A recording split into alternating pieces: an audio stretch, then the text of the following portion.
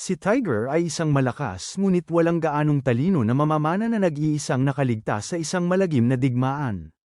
Gayunpaman, nagbago ang lahat nang madakip siya ng isang kaakit-akit na prinsesa ng digmaan na nais siyang ipaglaban ang panig nito at talunin ang mga kaaway niya. Ngunit sa halip ay nakipag-ugnayan siya rito sa isang hindi inaasahang paraan. Nagsimula ang kwento pagkatapos mismo ng matinding labanan sa pagitan ng kaharian ng Brune at Zikdod, kung saan ipinagbubunyi ng mga sundalong kaaway ang kanilang tagumpay. Ang ating bida, si Tiger, ay nakaligtas sa malagim na pag-atake sa kamay ng mga sundalo ng Zikdod, at sa kanyang paghahanap ng mga nakaligtas, nakita niya ang dalagang mandirigma na nanguna sa malawakang pagpatay, si Ellen, na paalis na upang umuwi. Dahil wala nang mawawala, panyanan ni Tiger ito at ang mga tauhan nito, nagawang tamaan ng dalawa sa mga kabayo nito. Gayunpaman, sumugod si Ellen sa kanya at madaling nasalag ang kawawa niyang tangkang tamaan siya. Ngunit nang abutan niya, sa halip na patayin siya, nagpasya siyang isama ito pabalik bilang kanyang maharlikang bihag. Kinabukasan, nagising si Tiger na may napakalaking espada sa kanyang bibig tulad ni Bonnie Blue tuwing umaga ng linggo at nakita si Lim, na inatasan ni Ellen upang gisingin siya. Sa patio, inutusan ni Ellen si Tiger na ipakita ang kanyang galing sa pagpana gamit ang isang busog na ibinigay nila, at pagkatapos ng 2 mintis na pana, napagtanto niya na ang busog na ibinigay ng mga tauhan ni Ellen ay mas sira pa kaysa sa batas ng baril ng Amerika. Sa sandaling yun, napansin ni Tiger ang isang mamamatay tao na tangkang patayin si Ellen at binalaan ito, na nagtulak sa kanya na. Ginamit niya ang kanyang sining ng dragon na batay sa hangin upang protektahan ang sarili. Nang makita na nabigo siya, sinubukan ng mamamatay tao na tumakas, ngunit ginamit ni Tiger ang sirang pana, at matapos maunawaan ang bigat nito, binaril niya at tinamaan ang paa ng mamamatay tao, na ikinagulat ng lahat ng tauhan ni Ellen na nagtangkang pagtulungan siya. Pagkatapos mahuli ang mamamatay tao, dinala ni Ellen si Tiger sa kanyang silid tranuhan upang pasalamatan siya sa pagliligtas at humingi ng paumanhin para sa baluktot na pana na ibinigay sa kanya ng kanyang mga tauhan. Inialok niyang patawan sila ng pinakamatinding parusa para sa kanilang ginawa, ngunit nakiusap si Tiger na bigyan sila ng awa, na sinang-ayunan ni Ellen. Dahil sa kuryusidad, tinanong ni Tiger kung bakit kinailangan niyang ipakita ang kanyang husay sa pagpana, at inamin ni Ellen na gusto niyang ipakita na ang kanyang kakayahan. Kaya naman siya ay karapat-dapat panatilihin. Ngayong nakita na niya ang tunay na kakayahan ni Tiger, inalok siya ni Ellen ng posisyon upang maglingkod sa ilalim niya bilang isa sa kanyang mga tauhan, ngunit tumanggi si Tiger, na sinasabing mayroon siyang tahanang babalikan at ipagtatanggol. Makalipas ang ilang araw, naglakad si Tiger sa kaharian at nakasalubong ang isang sanggol na dragon, na ikinatuwa niyang makita dahil hindi pa siya nakakita ng ganoon noon. Bigla, tinawag siya ng boses ni Ellen, at nang lumingon siya, nakita niya ito na naliligo at mabilis siyang umiwas ng tingin. Napahiya, humingi ng paumanhin si Tiger dahil nakita siya nito sa ganoong kalagayan, ngunit sinabi ni Ellen sa kanya na ang isang dalagang mandirigma na tulad niya ay hindi dapat sisihin ang sarili, kahit pa makita ng kaaway ang kanyang buong katawan. Matapos makatakas, dahil sa sitwasyong yun, hirap na hirap matulog si Tiger ng gabing yun, ang isip niya ay nakabitin pa rin sa plano ni Ellen at sa mga kakanin. Ngunit bigla, ang mga iniisip niya ay nahinto nang lumitaw ang isa sa mga tauhan ni Ellen, si Rurek, at ipinagbigay alam sa kanya na may nahuli silang matandang lalaking may kayumangging balat na nagsabing kilala siya. Agad na pumunta si Tiger upang tingnan kung sino ito, at labis siyang natuwa nang makita na ito pala ang kanyang tapat na alalay, si Bertrand. Gayunpaman, pinutol ng matandang lalaki ang masayang muling pagkikita upang ipagbigay alam sa kanya na ang kanilang minamahal na lupang tinubuan, ang Alsace, ay malapit ng salakayin ng kanyang pinakamatinding kaaway, si Lord Zion, at ng kanyang hukbo ng 3,000 katao. Nang marinig ito, hindi nag-aksaya ng panahon si Tiger at naghandang ipagtanggol ang kanyang tahanan. Ngunit sa tarangkahan, pinigilan siya ni Ellen. Ilang araw bago yon, inatasan ni Duke Felix, ama ni Zion, si Zion na ganap na lupigin ng Elsace at si Tiger, at pinayagan pa ang kanyang anak na ipadala ang mga dragon, isang pribilehiyong agad na nagpasigla sa kanya. Buong kumpiyansa, inaasahan ni Zion na matalo si Tiger, na itinuturing niyang mahina at kaawa-awang kalaban. Balik sa kasalukuyan, nagmamakaawa si Tiger kay Ellen, na payagan siyang bumalik sa Alsace, para maprotektahan niya ang kanyang mga tao. Ngunit habang hinahanap niya ang tamang mga salita upang hikayatin siya, gumala ang kanyang mga mata sa kanyang katawan at sumilip ang mga alaala ng kanyang pagligo, halos magdulot ng kanyang pagkagulo. Matapos muling makapokus, ipinangako ni Tiger na babalik siya kapag ligtas na ang kanyang mga tao. Ngunit binunot ni Ellen ang kanyang espada at sinabihan siyang huwag nang mag-abala, itinuturo kung gaano katanga na harapin ang hukbong 3,000 ng mag-isa. Pagkatapos ay pinuna niya ang kanyang paraan ng pag-iisip at hinikayat siyang gumamit ng katwiran sa halip na bulag na pagpupursige kung tunay niyang nais iligtas ang kanyang mga tao. Nag-alinlangan si Tiger, hindi sigurado sa kanyang susunod na hakbang, hanggang sa mapansin niya na hindi pininsala ni Ellen ang kanyang ulo. Mula rito, napagtanto niya na siya ay, sa huli, handang makinig. Sa isang biglaan at desperadong hakbang, hiniling ni Tiger kay Ellen na ipahiram sa kanya ang kanyang hukbo. Ang kahilingan ay ikinagulat ng lahat ng naroroon, dahil tila walang saysay na galing sa isang bilanggo. Ngunit napatawa si Ellen, nalibang sa matinding katapangan ng kanyang panukala. Gayunpaman, pumayag siya sa kondisyon lamang na ibibigay sa kanya ang Alsace pagkatapos ng pagkatalo ni Zion, at tinanggap ito ni Tiger, basta't magiging mabait ang kanyang pamamahala sa kanyang mga tao. Dahil naayos na yun, nagtipon si Ellen ng 1,000 sundalo para sa Alsace. Pagkatapos, sa silid ng trono, ipinahayag ni Lynn ang kanyang pagtataka nang marinig si Tiger na humiling ng ganoon, at inamin ni Ellen na ganoon din ang naramdaman niya dahil inaasahan niyang haminin siya ni Tiger sa isang paligsahan ng pamamaril sa halip. Gayunpaman, interesado siyang makita kung paano magaganap ang kanyang plano.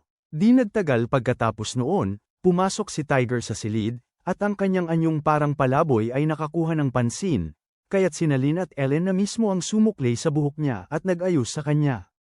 Ayaw ni Tiger sa resulta. Ngunit ang kanyang atensyon ay patuloy na napupunta sa isang kasuotang parang cosplay ng Lens, na nagtulak sa kanya upang tuksuhin siya.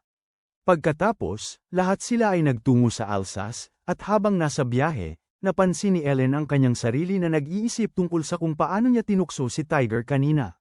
Sa kabila ng kanyang kumpiyansa, nag-aalala siya tungkol sa pagharap sa hukbo ni Felix, na mas marami ang bilang kaysa sa kanila, ngunit pinakalma siya ni Tiger. Ipinapaliwanag na ang lupain ng Alsace ay nagbibigay sa kanila ng kalamangan sa taas. Ang kanyang kumpiyansa ay nagpapakalma sa kanya, at nagsimula siyang makita ang estratehikong kalamangan sa kanyang pag-iisip. Kinabukasan, habang si Zion at ang kanyang hukbo ay sumusulong patungo sa Alsace, si Duque Felix ay nakipag-usap ng pribado sa kanyang tagapaglingkod, si Steed, tungkol sa kanyang pananaw para sa kinabukasan ng Brune. Naniniwala siya na si Zion ay magiging karapat-dapat na kahalili para sa kanya, upang sa wakas ay maging hari siya. Kasabay nito, ang tapat na tagapaglingkod ni Tiger, si Tita, ay nagbabala sa mga tao na ang kay Zion. Ang mga puwersa ay gumagalaw upang palibutan ang Alsace. Ang kanyang mga aksyon ay umaayon sa mga tagubaylang ibinigay sa kanya noon ni Masha at Bertrand.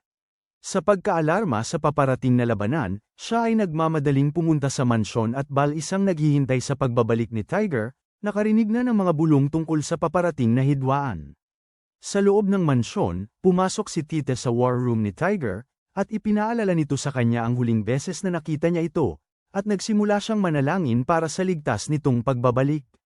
Biglang, sumugod ang mga sundalo ni Zion sa Alsace, sinisira ang mga ari-arian at nagkakalat ng kaguluhan habang isinasakatuparan nila ang kanilang utos na ganap na wasakin ang bayan. Nasisiyahan si Zion sa panunood ng pagbagsak ng maliit na teritoryo, ngunit nakakaramdam pa rin siya ng pagkadismaya. Nais niyang gumawa ng higit pa sa pagpapataas lang nito. Nang malaman niyang tumatakas ang mga taga-Alsace, lalong lumakas ang galit niya. Pinag-iisipan niyang gamitin ang mga dragon na kasama niya, ngunit kalaunan ay pinigilan niya ang sarili, naaalala ang utos ng kanyang ama na ang mga dragon ay naroon lamang bilang babala sa Brune, isang pagpapakita ng napakalakas na kapangyarihan ni Felix.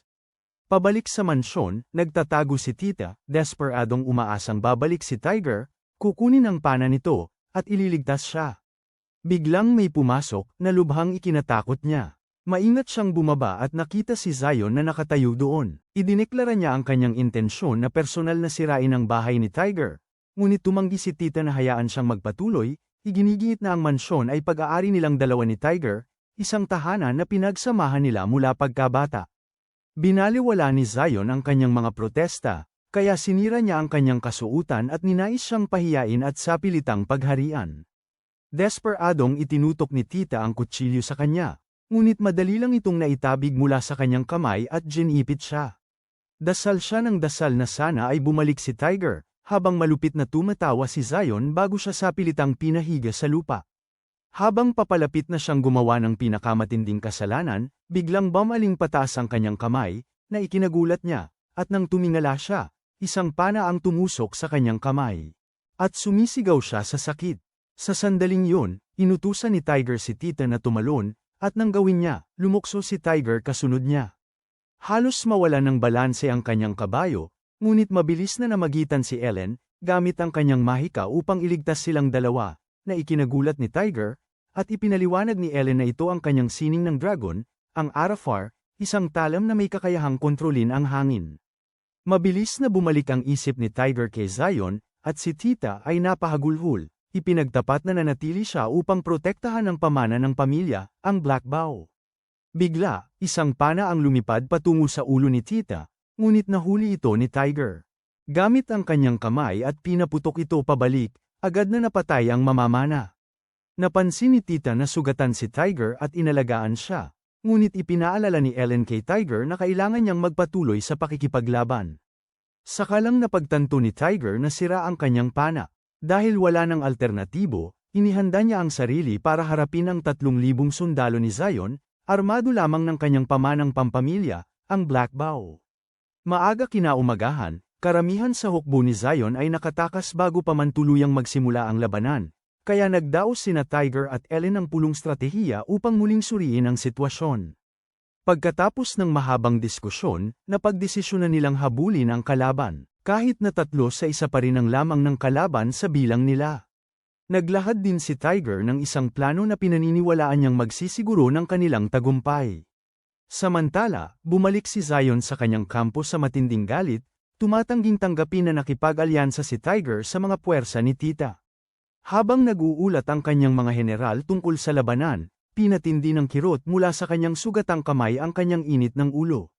Sa matinding galit, iniutos niya ang paghahanda para sa isang contra-offensiba na naglalayong tuluyang talunin si Tiger.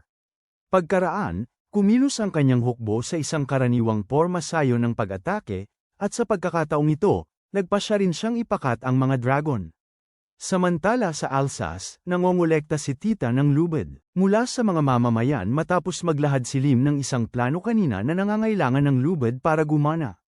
Bago umalis si Tita, tinanong niya si Ellen tungkol sa relasyon nito kay Tiger, at nang sabihin niya kay Tita na pag-aari niya si Tiger, sumigaw si Tita na hindi pa siya sumusuko rito bago umalis para kunin ang mga lubid. Matapos ang lahat ng paghahanda, hinabol ni na Ellen at ng iba pa ang hukbo ni Zion. Agad na lumusat si Ellen sa mga frontline, habang si Tiger ay patuloy na nagpapana upang pigilan ang kaaway na makalapit. Bigla, inilabas ni Zion ang unang Earth Dragon, habang pinalibutan ng kanyang mga sundalo ang grupo ni Tiger, hinaranggan ang lahat ng daan palabas. Tinarget ni Tiger ang dragon na pinakawalan ni Zion, ngunit nawasak ang pana sa pagtama. At napagtanto niya na wala siyang magagawa laban dito. Nang makita ito, kinutya sila ni Zion at sinabihan si Tiger na kalimutan na ang anumang pag-asa ng kaligtasan. Ngunit bago pa lumala ang sitwasyon, isang bagong grupo ng mga Zik, na sundalo, na pinamumunuan ni Lim, ay nakipagsagupaan sa mga sundalo ni Zion, na nagbigay kay Ellen ng pagkakataon na harapin ang dragon mismo. Ang tanawin ay nagpabigla sa lahat, at ginamit niya ang kanyang sining ng dragon upang lumikha ng isang malakas na bola ng hangin na may kakayahang iangat ang dragon at hatiin ito sa dalawa. Tinanong siya ni Tiger kung ano yun ang may pagkamangha, at ipinaliwanag ni Ellen na hindi pa niya nagagamit ang kapangyarihang yun dati dahil madali nitong wasakin ang mga karaniwang tao. Matapos matalo ang dragon, pinagpatuloy ng kanilang puwersa ang pag-atake, at sinimulan ni Lim ang kanyang plano at ginamit ang mga lubid na nakuha niya upang harangin ang mga umaatres na sundalo. Pagkakita sa mga lubid, naisip ni Lim sa kanyang sarili na talagang mahal si Tiger ng kanyang mga tao, mula sa kung gaano sila kaandang tumulong sa kanila. Samantala, ang mga general ni Zion ay nagmamakaawa para sa bagong estratehiya, ngunit napagtanto niya na siya ay lubhang nasa gipit na sitwasyon at nag-utos ng isang ganap na pag-atres. Nang maglakas loob ang isang general na magmungkahi ng alternatibo, si Zion ay parang si Will Smith na bigla siyang pinatigil ng marahas at agad na napangiwi mula sa sakit sa kanyang nasugatang kamay. Tinawag siyang tanga ng lahat ng sundalo sa laban dahil sa pag-uutos ng pag-atres. Ngunit dahil ito ay utos, hindi sila maaaring sumuway, kaya silang lahat ay umatras. Ngunit sa proseso, sumalakay sina Tiger at ang iba pa at binawasan ang kanilang bilang ng paunti-unti. Ikinagalit ni Zion, na hindi inasahan ito. Sa sandaling yun, naabutan ni Tiger si Zion at hinihingi ang kanyang pagsuko para sa kanyang ginawa. Gayunpaman, tumanggi si Zion at inakusahan siya ng pagtataksil dahil sa pakikipaglaban kasama ng kanilang kalaban. Sa desperadong paraan upang makatakas, hinamon siya ni Zion sa isang duelo, at walang pag-aatubiling tinanggap ito ni Tiger, na ikinagulat at hinangaan ni Ellen. Silang dalawa, naghanda sila para sa kanilang duelo habang nakasakay ang dalawa sa kanilang kabayo, ngunit hindi tulad ni Zion na may sibat bilang sandata, pinili ni Tiger ang kanyang pana at palaso. Kinutya siya ni Zion dahil sa paggamit ng sandatang yun, ngunit tumanggi si Tiger na magpadala sa pang-uudyok. Nagsimula siyang mamana, at naharangan ni Zion ang tatlo sa kanyang mga pana, na sinasabing walang silbi ang kanyang mga pana laban sa kanyang kalasag. Pagkatapos ay sumugod siya kay Tiger, lubos na naniniwalang mananalo siya, ngunit nang lumapit siya ng sapat para umatake, ang huling palaso ay tumago sa kalasag at sa kanyang braso, nagdulot sa kanya ng matinding sakit. Sumugod ang mga general ni Zion upang protektahan siya, at pinangunahan ni Ellen ang kanyang mga sundalo. Pasulong para protektahan si Tiger. Sa pagkabigo, sumakay si Zion sa pangalawang dragon at tumakas sa himpapawid. Tinatawanan sila habang umaakyat. Biglang, tinawag siya ng itim na pana ni Tiger, sinasabihan siyang patamaan ng pana si Zion para sa lahat ng masasamang bagay na ginawa niya. Naalala ni Tiger kung paano na-trauma si Tita, at siya ay umasinta. Napansin ni Ellen na ang kanyang espada ay nagbibigay ng kapangyarihan kay Tiger, lumilikha ng mapaminsalang puwersa sa dulo ng talam ng pana. Panyana ito ni Tiger, hinayaang lumipad ang pana sa kalangitan, at tinamaan sina Zion at ang kanyang dragon, dahilan upang bumagsak ang dragon sa lupa. Nang makita ng mga sundalo ni Zion na ang kanilang bumagsak ang commander, na wala ang kanilang tapang sa pakikipaglaban, at idineklara ni Ellen ang tagumpay sa pamamagitan ni Tiger. Kinabukasan, nagluto si Tita ng almusal at pinag-isipan kung gaano siya kasaya na sa wakas ay nakabalik na si Tiger, kaya pumunta siya para gisingin ito ng may pananabik. Ngunit nang pumasok siya sa silid nito, nagulat si Tita nang makita si Ellen na nasa ibabaw ni Tiger, na may espadang nakatutok sa mukha nito. Habang nag-aalmusal, galit na ipinagtanong ni Tita kung bakit nakatutok ang espada ni Ellen sa lalamunan ni Tiger. At habang kalmadong ipinapaliwanag ni Ellen na siya ay nagbibiro lamang, at ang intensyon niya ay gisingin lang ito, ay tinatanggihan ni Tita. Ang paliwanag niya at sinabihan siya na ito ay mapanganib. Pinakalma siya ni Tiger at sa halip ay tinanong si Ellen kung bakit siya gising ng maaga. Ibinunyag ni Ellen na babalik siya sa kabisera at tinanong si Tiger tungkol sa kanyang mga plano, isang tanong na nagpatahimik sa kanya. Nang maglaon, nakipagkita si Ellen kay Lim at naghanda para sa kanyang pagbalik sa kabisera, ngunit bago umalis si Ellen, tinanong ni Lim si Ellen kung paano niya maibibigay ang ganoong kalakas na tiwala kay Tiger. Sumagot si Ellen ng matapat, ipinaliwanag na hinahangaan niya si Tiger sa kanyang lakas at may kaunting paghanga pa nga sa kanya. Ipinaabot ni Lim na hindi niya nakikita ang atraksyon sa kanya, ngunit sinabi ni Ellen. Sa kanya na sa takdang panahon, gagawin niya ito. Samantala, sinabi ni Tiger kay Tita na plano niyang bisitahin ang kalapit na nayon, at pilit sumama si Tita. Ngunit sa simula ay tumanggi si Tiger, pinaghihinalaang gusto lang nitong magpiknik sila ng magkasama. Nagpakita si Tita ng kaakit-akit na ekspresyon, at hindi nakatanggi si Tiger, kaya sa huli ay pumayag na isama siya. Habang iniinspeksyon ni na Tiger at Tita ang nayon, ipinatawag ni Duque Felix ang isang lalaking nagngangalang Drek Kavek upang talakayin ang biglaang pag-atres ni Gan Olen mula sa Alces, matapos malaman kung paano tinalo ni na Tiger at Ellen ang mga dragon. Nagkasundo silang magpadala ng mga mamamatay tao, alisin si Tiger, at nagpasya rin si Felix na magpadala ng isa pang dalagang mandirigma upang sundan si Ellen at pigilan siyang manghimasok muli. Samantala, nakarating na si Ellen sa kabisera, kung saan siya ipinatawag para sa isang pagdinig kay Haring Victor. Tinanong ng hari si Ellen tungkol sa pagkuha ng mga kawal sa Brune nang walang formal na pahintulot, at nabigla ang korte nang sabihin ni Ellen na kumilos siya sa kahilingan ni Tiger. Ipinaliwanag niya na naghahangad si Tiger ng kapayapaan at katatagan, dahil unti-unting bumabagsak ang kanyang bayan. Binaliwala ni Haring Victor ang paliwanag na ito bilang walang saysay, pinaghihinalaan na may balak si Tiger na agawin kapangyarihan para sa kanyang sarili, ngunit ang kanyang akusasyon ay nagpagalit kay Ellen. Noon din, isang matikas na babaeng may gintong buhok at kapansin-pansing pangangatawan, si Sofia, ang humakbang pasulong at sumuporta sa mga salita ni Ellen, na nag-iwan kay Haring Victor na sandaling nawalan ng imik. Pagkatapos, naghintay si Ellen sa labas para sa kanilang desisyon, ngunit sinagupa siya ng isang chibi na mandirigma, si Ludmila, na tinutuya siya sa pag-abuso sa kalayaang ibinigay sa kanya, tulad ng paggamit niya sa kanyang kaakit-akit na pangangatawan sa mapanuksong paraan. Matalim na gumanti si Ellen, tumangging tumanggap ng batikos mula sa isang may kakaibang pangangatawan, at lumala ang pagtatalo hanggang sa mamagitin si Sofia, pinaalis si Ludmila, at pinasalamatan si Ellen sa kanyang serbisyo.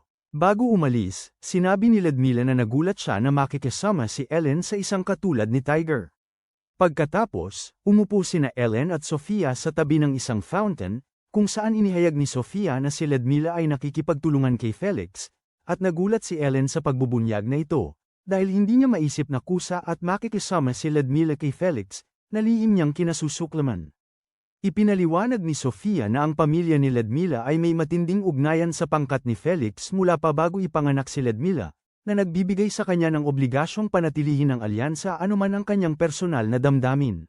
Nababalisa sa impormasyong ito, sinimulan ni Ellen na questionin ang tunay na intensyon ni Ludmila at pinag-iisipan kung kailangan na niya itong ituring na kaaway.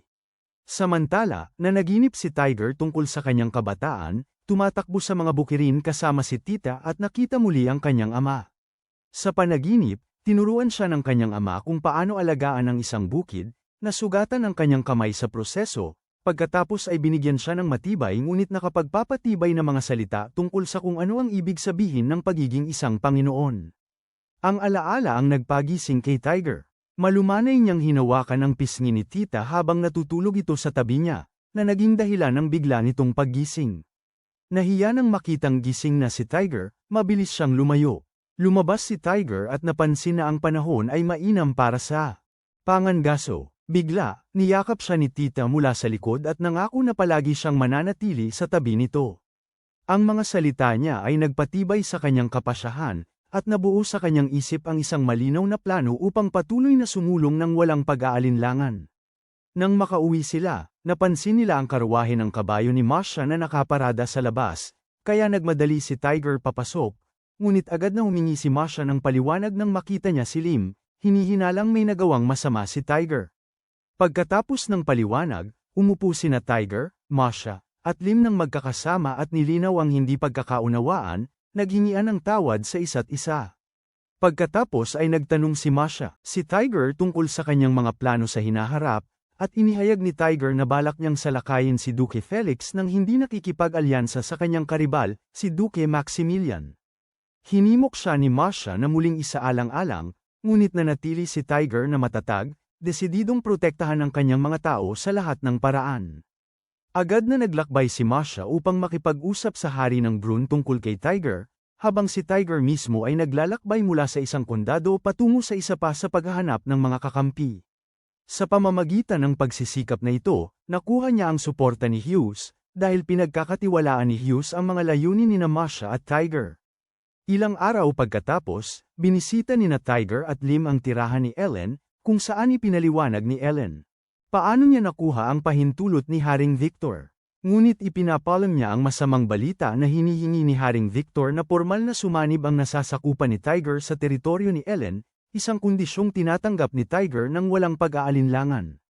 Gayunpaman, inihayag ni Ellen na naglabas din si Haring Victor ng babala na kahit pinahihintulutan niya ang digmaan, tumatanggi siyang magbigay ng anumang gantimpala sa mananalo, dahil nilalayo niyang isang duke ang kalaunang mag-angkin sa resulta, na labis na ikinagagalit ni Tiger.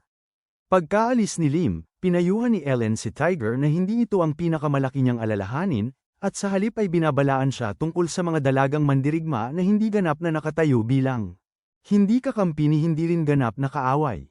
Nakita niya ang isang partikular na war maiden bilang posibleng banta, ang Flat Melon, isang mayabang na nagsasalita tungkol sa sarili niya, na para bang siya ang pinarangalan tulad ni Gojo. Sa sandaling yun, ang mismong war maiden na pinag-uusapan nila ay pumasok sa silid, si Ludmilla.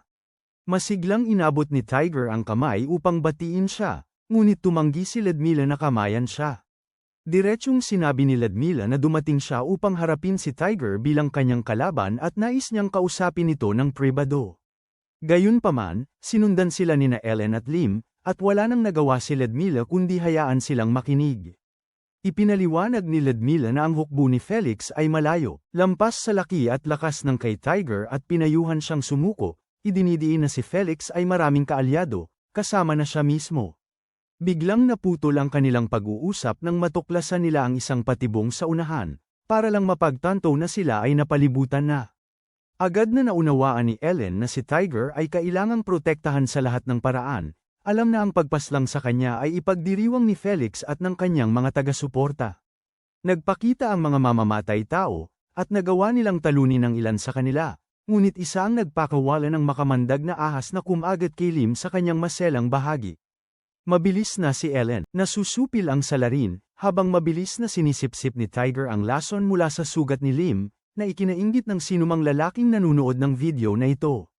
Sila'y napalibutan muli ng mas marami pang kalaban, ngunit sa kritikal na sandaling yon, inilabas ni Ludmilla ang kanyang sining ng dragon na nakabatay sa yelo, walang kahirap-hirap na nasupil ang mga umaatake. Nang lumipas ang panganib, malamig na sinabi ni Ludmilla kay Ellen na nabigo siya bilang isang dalagang mandirigma sa pagpapahintulot na malagay sa panganib ang mga nasa ilalim ng kanyang proteksyon. Pinasalamatan ni Tiger si Ludmilla sa pagliligtas sa kanila, ngunit binaliwala niya ang pasasalamat nito at umalis nang walang ibang sinabi. Kalaunan, nagtungo sina Ellen at Tiger sa lungsod ng Rodneck upang maghanap ng doktor na gagamot sa pinsala ni Lim. Makalipas ang ilang araw, lubusang gumaling si Lim mula sa kanyang mga pinsala at nagpapahinga sa isang hot spring kasama si Ellen. Sa kanilang pag-uusap, detalyadong isinalaysay ni Ellen ang kamakailang insidente at pinuri si Tiger sa kanyang pagiging maginoo ng araw na yon, habang naiinis naman si Lim dahil nagkaroon siya ng pagkakataong makita o makantay ang kanyang dibdib. Pinakalma siya ni Ellen at sinabing may inihanda siyang gantimpala para kay Tiger. Sa sandaling yun, malapit nang maligo si Tiger sa ibang paliguan nang makita niya si Ludmilla na naliligo doon. Nang mapagtanto niyang nakita niya ang kanyang dibdib, agad siyang nagpaliwanag. Ngunit agad na kumilos si Ludmilla, itinutok niya ang kanyang dragon art sa leg nito. Ipinipilit naman ni Tiger na aksidente lang yun at pinilit siyang magsuot ng damit, sinasabing wala siyang masamang intensyon, ngunit gayunpaman, sinampal pa rin siya ni Ludmilla. Nang lumaon, pumunta ang grupo sa bayan upang maghanap ng pagkain, at biglang natigilan si Ludmilla nang mapansin niya ang isang sikat na lokal na ulam na sariwa pa sa kalan.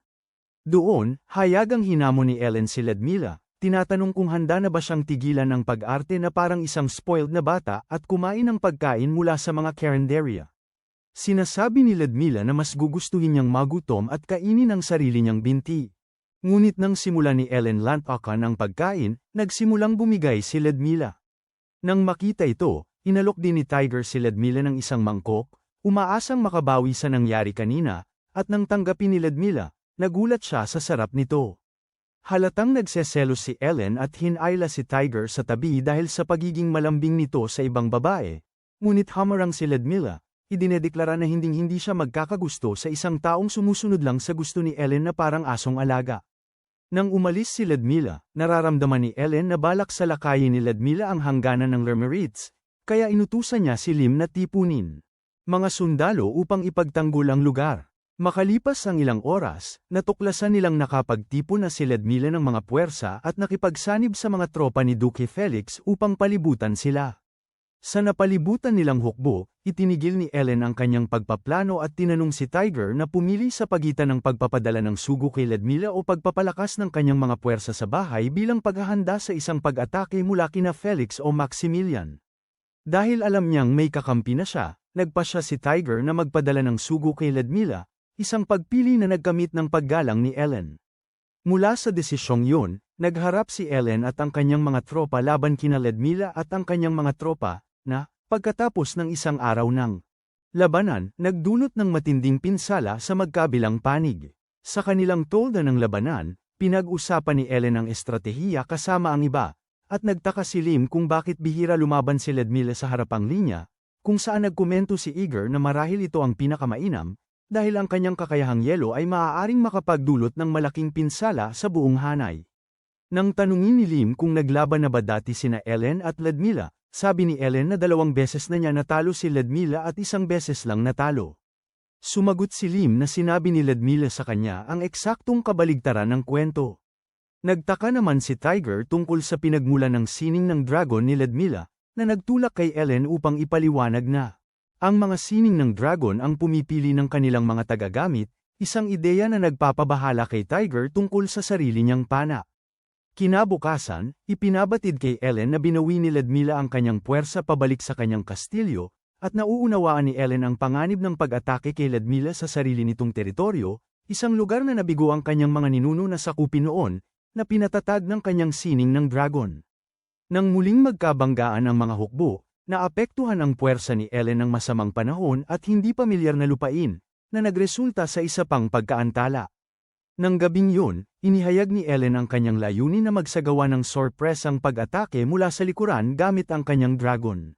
Sining, nakikita ni Tiger na mapanganib ang plano at sinubukang pigilan siya, ngunit ipinaalala ni Ellen sa kanya ang kanilang ugnayan at kapangyarihan, kaya nanahimik siya. Ipinagtapat ni Tiger na lubos siyang nagmamalasakit sa dalaga at natatakot para sa kaligtasan nito.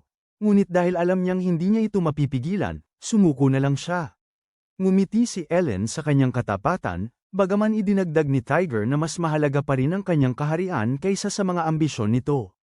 Tumawa siya, sa pag-aakalang ibang babae ang ibig niyang sabihin, at nangakong muling pag-iisipan ang kanyang plano kung magmumungkahi ito ng mas mahusay.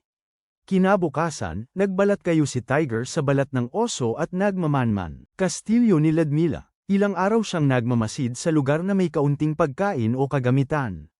Nang makakita siya ng Sorrow, binaril niya ito mula sa malayo, ngunit habang papalapit siya sa kanyang nahuli, biglang lumitaw si Ludmila, nangangasurin, hindi alam ang kanyang tunay na pagkakakilanlan.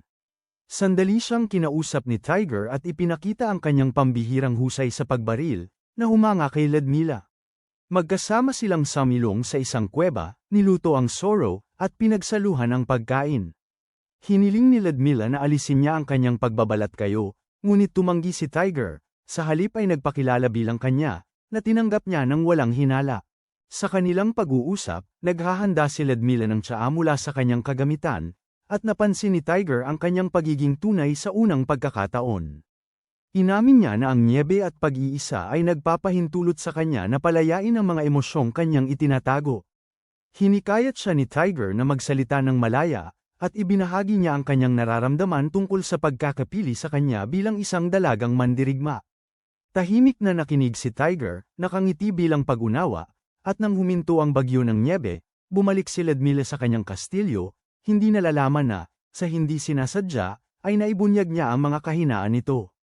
Ilang araw pagkatapos, bumalik si Tiger sa kampo at agad na pinangunahan sina Ellen at ang kanyang mga puwersa patungo sa kastilyo ni Ludmila. Ngayon ay lubos ng batid ang ruta. Sa kanilang pagtataka, inasahan ni Ludmila ang panlilinlang at pinatibay ang tarangkahan ng mga patibong. Agad na panyana ng mga mamamana, at itinulak ni Tiger si Ellen palayo sa panganib, ngunit tumanggi pa rin siyang umatras. Pinagalitan niya ito dahil sa kapabayaan nito. Nagbabala na papalapit si Felix sa lupain ni Tiger, ngunit mahinahong ipinaalala ni Tiger sa kanya na patay na sana siya kung hindi ito nakialam, na nagpatahimik sa kanya. Dahil natuklasan na sila, gumawa si Tiger ng isang mapagpasyang hakbang. Hiniling niya sa dragon art ni Ellen na ipahiram sa kanya ang kapangyarihan nito, at sumang-ayon ang sandata. Pagkatapos, tumayo si Tiger, kinuha ang kanyang pana, at nagpakawala ng isang putok na sumabog at bumukas ang tarangkahan. Sama-sama, pinangunahan ni Tiger at Ellen ang kanilang mga sundalo sa kastilyo ni Ludmila, ikinagulat ng mga tagapagtanggol nito at nagpasimula ng isang mabangis na labanan sa gabi sa pagitan ng 2 hukbo na pinamunuan ng 2 dalagang mandirigma. Ilang sandali pagkatapos, direktang hinarap ni Ellen si Ludmila, nilinaw sa lahat ng naroroon na isang duelo sa pagitan ng dalawang dalagang mandirigma ang magsisimula na. Ipinahayag ni Ellen na dumating siya hindi lang para pasalamatan si Ludmila sa pagliligtas kay Lim, kundi para na rin ayusin ang mga bagay sa pagitan nila. Inilunsad niya ang unang atake, ngunit walang kahirap-hirap itong naiwasan ni Ludmila. Pagkatapos ay ipinawala ng dalawa ang kanilang sining ng dragon, ang kanilang kapangyarihan ay nagpapayanig. Ang paligid at nag-iwan kay Tiger ng matinding pagkamangha, dahil ito ang una niyang pagkakataon na masaksihan ng isang tunay na labanan sa pagitan ng mga dilag na mandirigma. Ang kanilang pagtatagpo ay nagdulot ng pinsala sa kastilyo, ikinabagsak ang bahagi ng istruktura at nagbukas ng malaking butas sa ilalim nila, kung saan kapwa nahulog ang mga kalaban.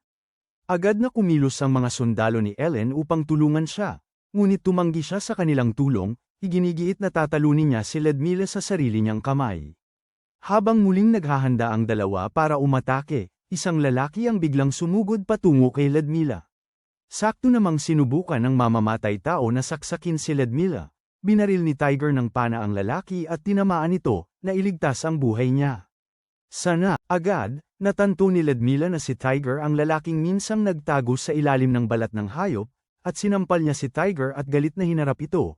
Inaakusahan siya ng pagsasapanganib sa lahat sa pagliligtas sa kanya gayong pinabayaan na lang niya itong mamatay. Pinagsabihan din niya ito sa panlilinlang sa kanyang mga aser, at mahinaong ipinaliwanag ni Tiger na kumilos siya upang suklian ito para sa kabutihang loob ng tsaa na minsan itong ibinahagi sa kanya. Pagkatapos ay tinanong ni Ludmila ito kung ano ang tunay nitong nais, at matapat na sinagot ni Tiger na nais niya na manatili itong neutral sa digmaan. Inamin niya na wala siyang nahahawakang maya-alok dito, ngunit ang pagiging neutral nito ay mahalaga para sa kanya at manalo si Ellen dahil ang kapayapaan ng Alces lang ang mahalaga sa kanya. Nang marinig ito, tuluyan ang naintindihan ni Ludmila na ang kanyang katapatan ay palaging para sa kanyang mga tao. Muling sinaway ni Ludmila dahil sa kanyang prank ang katapatan, gayunpaman nakita niyang kaakit-akit ang kanyang sinseridad, kaya ipinahayag niya sa kanyang mga sundalo na aatras siya mula sa labanan at hindi na susuportahan si Felix sa anumang pagkakataon. Sa deklarasyong yun, nagtapos ang labanan. Bilang resulta, hindi na kailangang katakutin ni Ellen ang atake mula sa likuran at maaari nang ganap na ituon ang kanyang mga pagsisikap kay Felix. Samantala, ang tuso na duke ay patuloy upang sumulong, at itinatalaga niya ang isa sa mga pinakamahuhusay na kabalyero ng Brune, si Roland, na kilala sa kanyang bagsik at lakas, upang siguraduhin ang kanlurang hangganan, na halos hindi na ito madaanan. Isang buwan ang lumipas matapos ang paghaharap ni Tiger kay Ludmila, at sa panahong ito, libu-libong sundalo ang nasa likod niya. Bumisita siya kay Duke Hughes upang magpasalamat sa kanya sa pagbibigay ng suportang militar, at pinasalamatan naman siya ni Hughes sa pagtupad niya sa kanyang salita sa pakikipaglaban para sa kapayapaan. Pagkatapos, lumipat si Tiger at ang kanyang hukbo patungo sa kanlurang hangganan at nagtayo ng kampo sa teritoryo ni Felix bilang paghahanda sa nalalapit na digmaan. Sa isang pagpupulong, iminungkahi ni Ellen na pangalanan ang kanilang hukbo na Silver Meteor Stormtroops, at agad na tumutol si Lim, pinapuna ang pangalan bilang pambata. Habang naghahanda si Tiger na magbigay ng kanyang opinyon, biglang sumingit si Warwick dala ang kagyat na balita ng isang kaguluhan na sumiklab sa pagitan ng mga sundalo. Pagkaalis ni Tiger, napagtanto ni Lim na hindi pa nakakabalik si Masha mula sa kabisera, at siya ay nag-aalala sa kaligtasan nito at kung naabot na ba ng petisyon ni Tiger ang hari. Sa labas, hinarap ni Tiger ang nag-aaway na mga sundalo at pinatigil ang gulo sa pamamagitan ng pagpapana ng palaso sa pagitan nila, na nagpilit sa kanilang huminto. Kinabukasan, naglakbay sina Tiger at Hughes sa isang kalapit na bayan, kung saan nakipag-usap si Tiger sa mga taga-nayon, mga pinuno at humihiling ng kanilang kooperasyon. Dahil wala ng agarang isyo, nagpasya si Hughes na umuwi, bagamat umaasa pa rin siya sa balita mula sa kabisera tungkol sa petisyon ni Tiger. Inalok ni Tiger na samahan siya, ngunit iginiit ni Hughes na manatili si Tiger at mag-enjoy sa bayan, nagrekomenda ng ilang lugar na sulit bisitahin, kabilang ang isang Johnny Sins Museum. Gayunpaman, pinili ni Tiger na magpahinga sa tabi ng ilog, panandaliang iniisip ang isang payapa at simpleng buhay. Ang kanyang mga iniisip ay naantala nang salakayin siya ng maliit na dragon ni Ellen, si Looney. Habang sinusubukan niyang malaman kung ano ang nangyayari, sumugod si Sofia kasunod ng dragon at aksidenteng natisod sa kanya. Sa sandaling yon, dumating si Ellen at nasaksihan si Sofia na nasa ibabaw ni Tiger, na ikinagalit ni Ellen. Matapos ang pangyayari, formal na nagpakilala sina Tiger at Sofia, dahil ito ang una nilang pagkikita. Nahihiyang sinabi ni Sofia na ito ang una niyang pagkakataong mahawakan ng isang ginoo, na ikinagulat niya sa sarili at ikinahiya ni Tiger. Tinanong naman ni Ellen si Sofia tungkol sa pinakahuling pagharap sa kapital, at ipinaliwanag ni Sofia na hindi ito naging maganda dahil sa mga bulong-bulungan ng malubhang sakit ng hari. Hindi niya ito nakaharap ng direkta at nalinaw lamang niya ang kanilang paninindigan sa politika. Pagkatapos ay nagbigay si Sofia ng mahalagang mensahe kay Tiger na depende sa takbo ng mga pangyayari, ang kanyang teritoryo ay maaaring maging kinikilala bilang kanyang sariling teritoryo na may sariling pamahalaan o markahan bilang lupang taksil. Nagpipilit si Tiger para sa karagdagang detalye, ngunit ipinaliwanag ni Sofia na malapit nang dumating ang isang opisyal na mensahero upang linawin ang kanyang sitwasyon.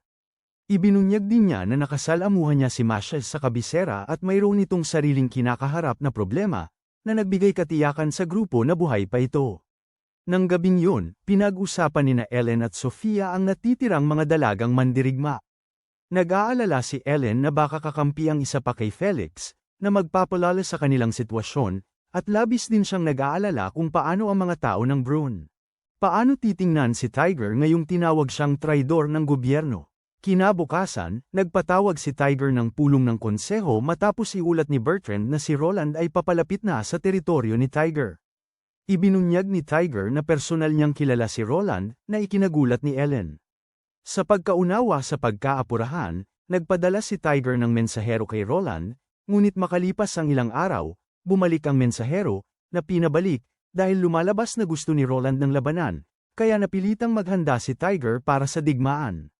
Makalipas ang ilang araw, nagbanggaan ang dalawang hukbo, at agad na pumasok si Roland sa hanay ng mga puwersa ni Tiger na may matinding lakas. Sinalakay siya ni Ellen at nagawa niyang harangan ng isa sa mga atake nito, na ikinagulat nito dahil wala pang nakagawa noon.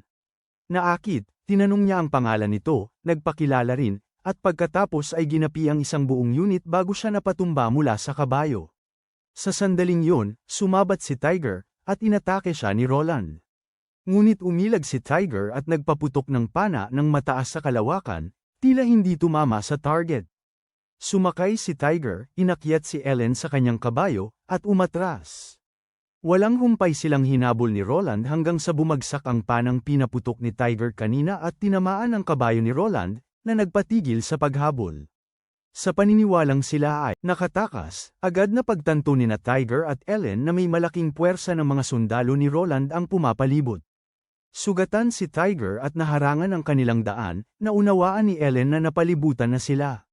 Ngunit saktong-sakto, dumating si Sofia, pinasalamat sila sa ligtas na lugar, at hinarap ng mag-isa ang hukbo ni Roland.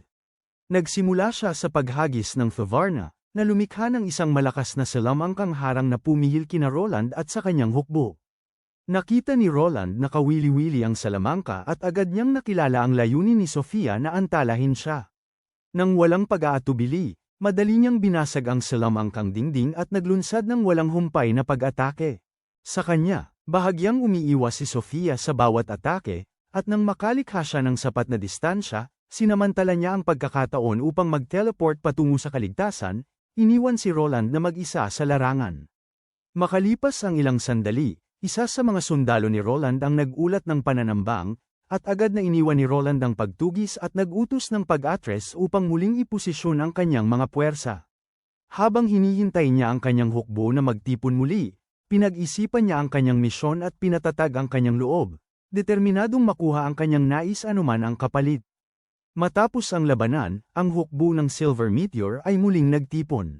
At inuuna ang paggamot kay Tiger, dahil malubha ang kanyang mga sugat. Nang maging malinaw na mabubuhay si Tiger, umalis si Masha upang makipag-usap sa iba. Nagtanong si Hughes kung paano naganap ang pakikipagpulong ni Masha sa hari, at inihayag ni Masha na kontrolado na nina Felix at Gan-Olen ang palasyo, at kalaunan ay kinausap siya ng punong ministro, si Pierre, ng sarilinan at palihim siyang dinala sa silid ng hari. Doon, nakita mismo ni Masha kung gaano kalalim ang patuloy na epekto ng pagkamatay ng prinsipe sa kalagayan ng pag-iisip ng hari. Ipinaliwanag pa ni Masha na ang akusasyon ng pagtataksil laban kay Tiger ay nagmula kina Felix at Gan-Olen, na naglahad. Nakakakumbinsing ebidensya na nagpakitang ang mga kilos ni Tiger ay tila nagbabanta sa Brune Empire mismo. Pagkatapos marinig ito, tinanong nina Hughes at Ellen si Masha kung paano niya nakilala si Sofia, at ipinaliwanag niya na tinambangan siya ng mga mamamatay tao habang paalis siya ng palasyo, at nagkataong napadaan si Sofia at tinulungan siyang talunin ng mga ito bago nagtungo para makasama muli si Ellen.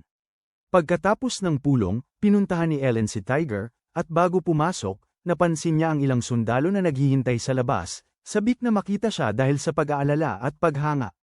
Hiniling niya kay Tida na iwan siyang mag-isa kasama si Tiger, at si Tida ay nag-aalangan, kitang-kita. Nababagabag, dahil may lihim siyang damdamin para kay Tiger, ngunit sa huli ay sumang-ayon siya. Sa loob ng silid, hinawakan ni Ellen ang kamay ni Tiger at inilapat sa kanyang dibdib, nais niyang maramdaman nito ang tibok ng kanyang puso, para malaman nitong buhay pa rin siya at nakaugnay sa mundo. Malumanay siyang nagsalita, gumawa ng pangako na para lamang sa kanya, iginiit na siya ay kanya at hindi kukunin. Nang maglaon, umakyat si Ellen sa burol, hinayaan niyang haplasan siya ng hangin habang nagmumuni-muni. Biglang lumitaw si Sofia at hinarap siya, sinimulan ang usapan tungkol sa isang Lance Dragonard.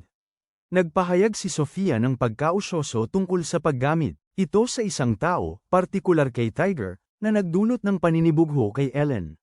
Sa mapaglarong tono, ipinaalala ni Ellen kay Sofia na si Tiger ay kanya at kanya lamang. Samantala, nakipagkita si Roland kay Olivier upang talakayin ang kanilang mahirap na sitwasyon at ang kanilang susunod na hakbang. Sa kabila ng kanilang dumaraming problema, nanatiling matatag si Roland at iginiit na ituloy ang plano na itinulak ng kanyang pagkahumaling. Kinabukasan, habang sumusulong ang Silver Meteor Army, sa wakas ay nagising si Tiger mula sa kanyang coma at agad niyang napagtanto ang lawak ng kanyang mga pinsala. Bigla, bumilis ang tibok ng kanyang puso habang nagre-react ang kanyang pana. Hinihimok siyang sundin ito. Lumabas sina Tiger at Tita upang magsiyasat, at bagaman may sugat pa rin, tumatanggi si Tiger na sumuko, pinalakas ng presensya ni Tita at ng kanyang ugnayan sa pana. Habang nanghihina si Tiger, inilantad ng pana ang isang nakatagong templo sa harapan nila. Pumasok sila ni Tita at nakaharap ang isang dambuhalang estatwa ni Tiernefa, ang diyosa ng gabi, dilim, at kamatayan. Kinumprante ni Tiger ang estatwa, hinihingi na ihayag nito ang sarili, batid na ito ang tumawag sa kanya. Bilang tugon, naging kasangkapan si Tita, at nagpakita si Tiernefa, lubos na batid na hinahangad ni Tiger ang kapangyarihan. Si Tiger ay nananatili, tahimik habang inaalok siya ni Tiernefa ng lakas na kanyang ninanais, sa kondisyon na patunayan niya ang kanyang katatagan. Inutusan niya siyang panin si Tita, at nag-atubili si Tiger, dahil sa pangamba para sa kaligtasan nito. Agad na nakilala ni Tiernefa ang pagkakaugnay niya sa dalaga, ngunit ayaw ni Tiger na maliitin siya, kaya naghanda siyang panin, nanumpa sa sarili na hindi niya ito papatayin. Sa kabila ng panunuya ni Tiernefa, binitawan niya ang pana, at nanatiling ligtas si Tita, tanging ang damit lang nito ang nasunog. Sumugod si Tiger upang sanggulan si Tita habang tinutupad ng diyosa ang kanyang pangako at ipinagkakaloob sa kanya ang kanyang kapangyarihan.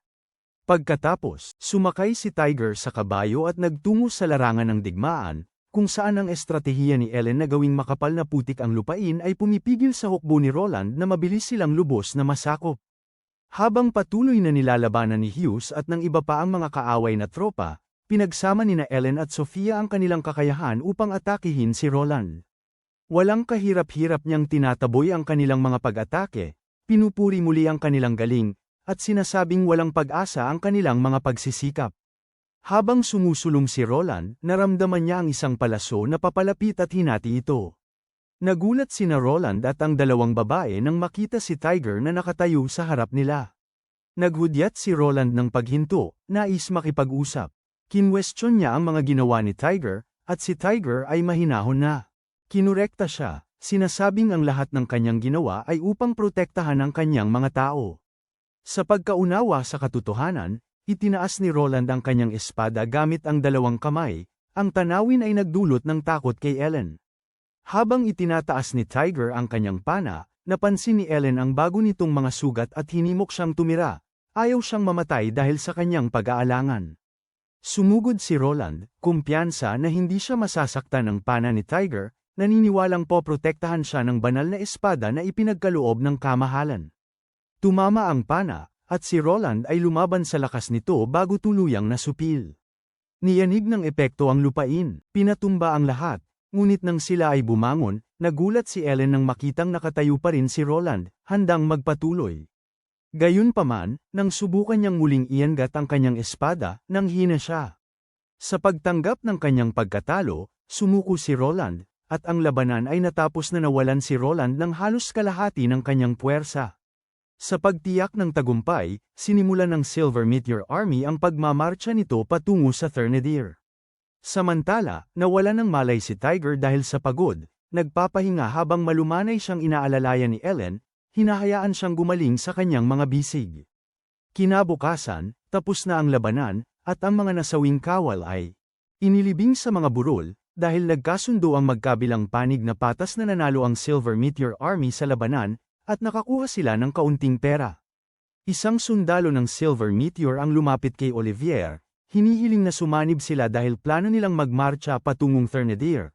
Ngunit ipinagbigay alam ni Olivier na kailangan nilang umuwi dahil walang proteksyon ang mga kanlurang hangganan ng Brune. Samantala, nakipagpulong sina Tiger at ang iba pa kay Roland, at sa kanilang pagpupulong, nangako si Roland na mag-aayos ng pagkikita sa pagitan nina Tiger at ng kamahalan. Tinanggihan ni Tiger ang alok, dahil alam niyang maaaring mapatawa ng matinding parusa si Roland dahil sa muntik mangyari kay Masha. Gayunpaman, iginiit ni Roland na kailangan niyang pagbayaran ang kanyang mga ginawa. Anuman ang maging kahihinatnan. Matapos ang pagpupulong, ipinabatid ni Ellen kay Tiger na kailangan niyang bumalik sa Zikdid, at ipinaliwanag niya na mayroon pa siyang utang na loob sa isang kasamahan niyang mandirigma, si Sasha. Isinalaysay ni Ellen ang sumpaan na kung sino man sa kanila ang mga nganib, tutulungan siya ng isa. Ngayon ay malubha ang sakit ni Sasha at hindi na makalakad, at naniniwala si Ellen na tungkulin niyang tulungan siya. Naunawaan ni Tiger ang kanyang pagpupursigi at ipinangako na ipagpapatuloy niya ng mag-isa at gagawin ang lahat ng makakaya niya. Nang maglaon, umalis si Ellen kasama ang kanyang hukbo patungong Zikdid, at nang mapansin ni Tiger na naiwan si Rurik, tinanong niya kung bakit hindi siya umalis. Kasama ang iba, ipinaliwanag ni Rurik na malupit ang taglamig sa kanyang lupain at sinabing walang dahilan para umalis kung babalik din naman si Ellen sa huli. Pagkatapos, bumalik si Tiger sa kampo, kung saan naghatid si Masha ng masamang balita na patay na si Roland. Lumabas na ilang araw bago yun, bumalik si Roland sa palasyo ng hari, kung saan siya naipit sa loob ng isang silid ni Maximilian at hinarap ang isang kawan ng nakamamatay na bubuyog. Mabilis na kumalat ang balita ng pagkatalo ni Roland, at sumiklab sa galit si Felix kay Maximilian sa pagtapos sa buhay ng isang napakalakas na kabalyero nang walang konsultasyon. Hinihingi niyang malaman kung paano na nila ngayon ipagtatanggol ang kanlurang hangganan, itinakwil ni Maximilian ang kanyang mga pagkabahala, sinasabing ang nagawa ay hindi na mababago, at may malamig na paghanga siyang nagsabi na si Roland ay namatay nang nakatayo. Makalipas ang ilang araw, isang hukbong Moisenal ang naglunsad ng ganap na pagsalakay sa Brune, sinasamantala ang mga hindi nababantayang hangganan. Walang patumanggang sumalakay ang mga Moisenal, partikular na pinupuntirya ang mga rehiyon na kilala sa pagpapanatili ng pang-aalipin. Agad na nagplano ang mga puwersa ng Thurnadir upang labanan sila, na nagnanais na akitin ang mga Moisenal papalayo sa syudad bago umatake. Gayunpaman, nagtataka si Felix kung ano ang susunod na hakbang ni Tiger. Samantala, si Tiger, nahihirapan siyang bumuo ng tugon habang nakakarating sa kanya ang balita ng pagsulong ng Moisenal. Bagamat nais niyang patatagin ang kanyang mga depensa, naalala niya na iniwan ni Roland ang Durandal, isang simbolo na nagpapatunay na kinikilala ni Roland ang layunin ni Tiger bilang makatarungan. Habang iniisip niya ang kanyang susunod na hakbang, inabala siya ni Tida, dala ang agahan. Pagkatapos kumain, hiniling ni Tiger kay Tida na manatili muna kay Bertrand, ipinapaliwanag na plano niyang umalis at lubos na inaasahan ang malaking panganib sa hinaharap. Tinipon niya ang iba para sa isang pulong, at tinanong ni Rurik kung posible ang tagumpay, ngunit inamin ni Tiger na mahina ang pag-asa. Ipinahayag niya ang kanyang desisyon na pumunta sa Timog kasama ang isang grupo ng mga voluntaryo, na nagsasabing ang kanyang prioridad ay ang kaligtasan at proteksyon ng mga hindi kayang protektahan ang kanilang sarili. Ikinatwiran ni Hughes na dapat nilang patibayin ang kanilang posisyon, ngunit tinanggihan ni Tiger ang ideya, dahil alam niyang sila ay tinatakan bilang mga traidor at walang matatanggap na dagdag na puwersa. Sa halip, humingi si Tiger sa kanila ng isang pabor at ng kanilang tiwala. Kalaunan, nagmarcha si Tiger patimog kasama ang libu-libong sundalo, determinadong iligtas ang mga sibilyan at pigilan ang mas malawakang pambansang krisis. Sa kanilang paglalakbay, nakasalamuhan nila ang napakaraming sundalong Mwazenal. Sinasamahan ang mga alipin. Bagaman pinag-iisipan ni Tiger ang paggamit ng kanyang hindi pa kumpletong kapangyarihan, nagpasya siyang huwag itong gamitin, dahil sa paghusga niyang masyadong malaki ang mga panganib. Habang pabalik, nakita nila ang isang grupo ng mga Mwazenal na humahabol sa isang batang babae. Natisod at bumagsak siya, naiwan na walang kalaban-laban, ngunit mabilis na pinahinto ni Tiger at ng kanyang mga tauhan ang mga humahabol gamit ang kanilang mga pana, kaya nailigtas siya. Nilapitan ni Tiger ang babae ng mahinahon, ipinapakilala ang sarili. Bagaman natakot sa simula, nahimatay siya nang marinig ang pangalan nito. Nang gabing yun, nagsagawa si Tiger ng isang pulong digmaan. Habang inihahatid ang mga ulat, natuklasan niya na mapanganib na mababa ang kanilang mga supply, na magiging dahilan ng mahabang labanan imposible. Kinabukasan, nakatanggap ang general ng Mwazenal ng impormasyon, na nagpapahiwatig ng pag-atake sa kanyang kaliwang panig. Bagamat alam niyang ito ay isang plane, inutusan niya ang libu-libong sundalo na harapin ito. Gaya ng inaasahan, ang puwersa ng Mwazenal ay naakit sa patibong, kung saan buong lakas na sumalakay ang pangunahing hukbo ni Tiger. Madali niyang napanalunan ang unang labanan, subalit nananatili siyang maingat sa mga susunod na pag-atake. Sa sumunod na ilang araw, unti-unti niyang pinahina ang puwersa ng Mwazenal. Sa huli, kinailangan ng mga Mwazenal na gumamit ng mga taong kanilang hawak upang pilitin ang hukbo ni Tiger na ipakita ang kanilang kinaroroonan. Kapag walang tugon, pinapatay ang mga bihag. Napilitang lumantad, hinarap ni Tiger ang general ng Mwazenal, at kinutsa siya ng general, hindi nababahala sa nakita niyang iilang daang sundalo lamang. Kinutsa niya si Tiger dahil sa pangunguna gamit ang pana, sinasabing kinasuklaman ni Brahman ang mga mamamana. Personal na tinanggap ni Tiger ang pag-insulto at binalaan ang general na maghanda sa pagkatalo. Nanatiling tiwala ang general, naniniwalang tiyak ang tagumpay sa kanyang natitirang puwersa. Sa hindi niya kaalaman, nakapaghanda na si Tiger ng isa pang pananambang. Nang umatake ang general, pinakawalan ni Tiger ang isang pana mula sa kanyang engkantadong busog, na tumama ng eksakto sa ulo ng lalaki. Sa pagkamatay ng kanilang commander, ang mga sundalong Mwazenal ay umatras ng magulo, nagbigay ng oras kay Tiger upang palayain ang mga alipin. Habang pinalalaya ang mga bihag, isang lalaki ang umakusa kay Tiger na huli na siyang dumating, sinisisi siya sa mga bihag na nawala ang buhay. Sa halip na makipagtalo, yumukod si Tiger at humingi ng paumanhin sa lalaki at sa iba pa. Kalaunan, isang batang babae ang lumapit kay Tiger at nagpasalamat sa kanya sa paghihiganti sa pagkamatay ng kanyang ama. Inamin niya na hindi siya nailigtas ni Tiger, ngunit nagbigay ng pasasalamat at kapanatagan sa halip na sama ng loob. Nang gabing yun, nakatanggap si Tiger ng ulat na nagdedetalye ng bilang ng mga aliping nasagip at ang mga kawal na natitira sa ilalim ng kanyang pamumuno. Di nagtagal pagkatapos nito, dumating si Rurik na may dalang mahalagang balita na may papalapit na puwersang pangunahan ng Mwazenal. Halos 30,000 sundalo ang nagmamarcha patungo sa kanila, at ikinagulat ito ni Tiger, na alam niyang maliit lang ang tsansa ng kanyang hukbo. Kinabukasan, nagpatuloy sa pagmarcha si Tiger at ang kanyang puwersa, batid ang naghihintay sa kanila. Tinanggap ang kanilang kapalaran, si Tiger ay nagkunwari bilang Pain, inilalayo ang hukbo ng Mwazenal habang iginagabay ni Rurik ang mga pinalayang alipin sa ligtas na lugar. Nagapi ng puwersa ni Tiger ang daan-daang kaaway gamit ang kanilang mga pana, ngunit nagpatuloy ang Mwazenal sa kanilang walang tigil na pagtugis. Bigla, may nakita si Tiger na isa pang hukbo sa abot tanaw, at sa simula, inakala niyang ito ang kalaban, ngunit pagkatapos ay nakilala niya ang mga bandila na pag-aari ng hukbo ni Ludmila.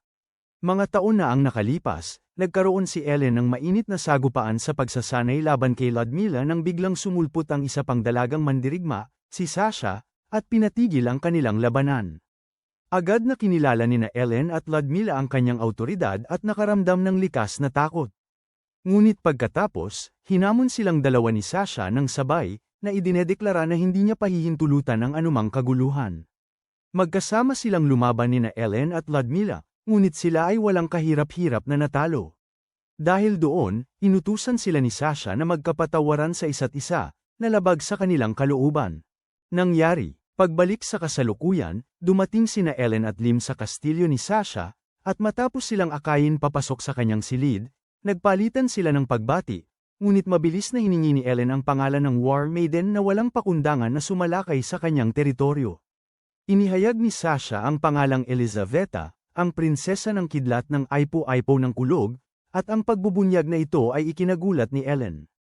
Ipinaliwanag ni Sasha kung paano nagsimula ang kanyang pagiging karibal kay Elizaveta at kung paano lumala ang kanilang pagkamuhi sa paglipas ng panahon. Ipinagtapat niya na umasa siyang minsan na ang kanyang sining ng dragon ay maglalantad kay Elizaveta bilang hindi karapat-dapat na maging isang war maiden, ngunit hindi ito nangyari kailanman. Dahil hindi niya kayang lutesin ang alitan ng mag-isa, humingi si Sasha ng tulong kay Ellen. Nang walang pag-aalinlangan, nangako si Ellen na tatalunin si Elizaveta at ang kanyang mga puwersa at pasakupin sila kay Sasha.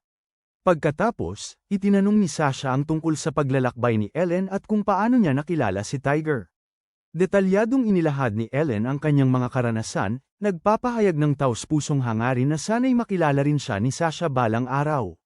Samantala, nakaligtas si Tiger sa kanyang pinakahuling labanan salamat sa pagkakapamagitan ni Ludmila, at pribado niya itong kinausap sa kampo, kung saan nila pinag-usapan ang kabayarang dapat niyang ibigay kapalit ng tulong nito. Sinadyang pukawin at tuksuhin ni Ludmila si Tiger, sinusubok ang kanyang pagkatao, ngunit tapat siyang sinagot ni Tiger, madali niyang naipasa ang pagsubok at pinahintulutan ang pagpapatuloy ng negosasyon. Hinarap ni Ludmila si Tiger tungkol sa pagkasira ng pader ng Citadel, pinsala na siya lamang ang maaaring may gawa. Nanatiling tahimik si Tiger, at ipinaalala ni Ludmila sa kanya na ang kanyang katapatan ay napanalunan na ang kanyang tiwala at iginigiit na ngayon ay sundin niya ang kanyang mga utos.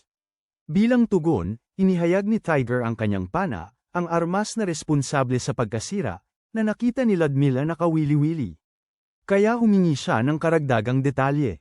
Ipinaliwanag ni Tiger na ang pana ay isang pamana ng pamilya na may sining ng dragon, at bagamat napakalaki ng kapangyarihan nito, ang paggamit nito ay may mabigat na kapalit, madalas na nagpapawalang malay sa kanya. Kinikilala ni Ludmila ang potensyal nitong tapusin ang mga digmaan sa pamamagitan ng pagpapahinto sa mga pinuno sa isang pagkilos, ngunit naiintindihan din ang mga limitasyon nito sa matagalang labanan. Kinukumpirma nito kung bakit hinanap ni Tiger ang kanyang suporta, at pumayag siya sa kanilang alyansa. Nang maglaon, hinarap ni Gerard si Tiger, inakusahan siyang kakaibang kaakit-akit sa mga kaakit-akit na kontrabida at humihingi na malaman ang kanyang lihim na sangkap.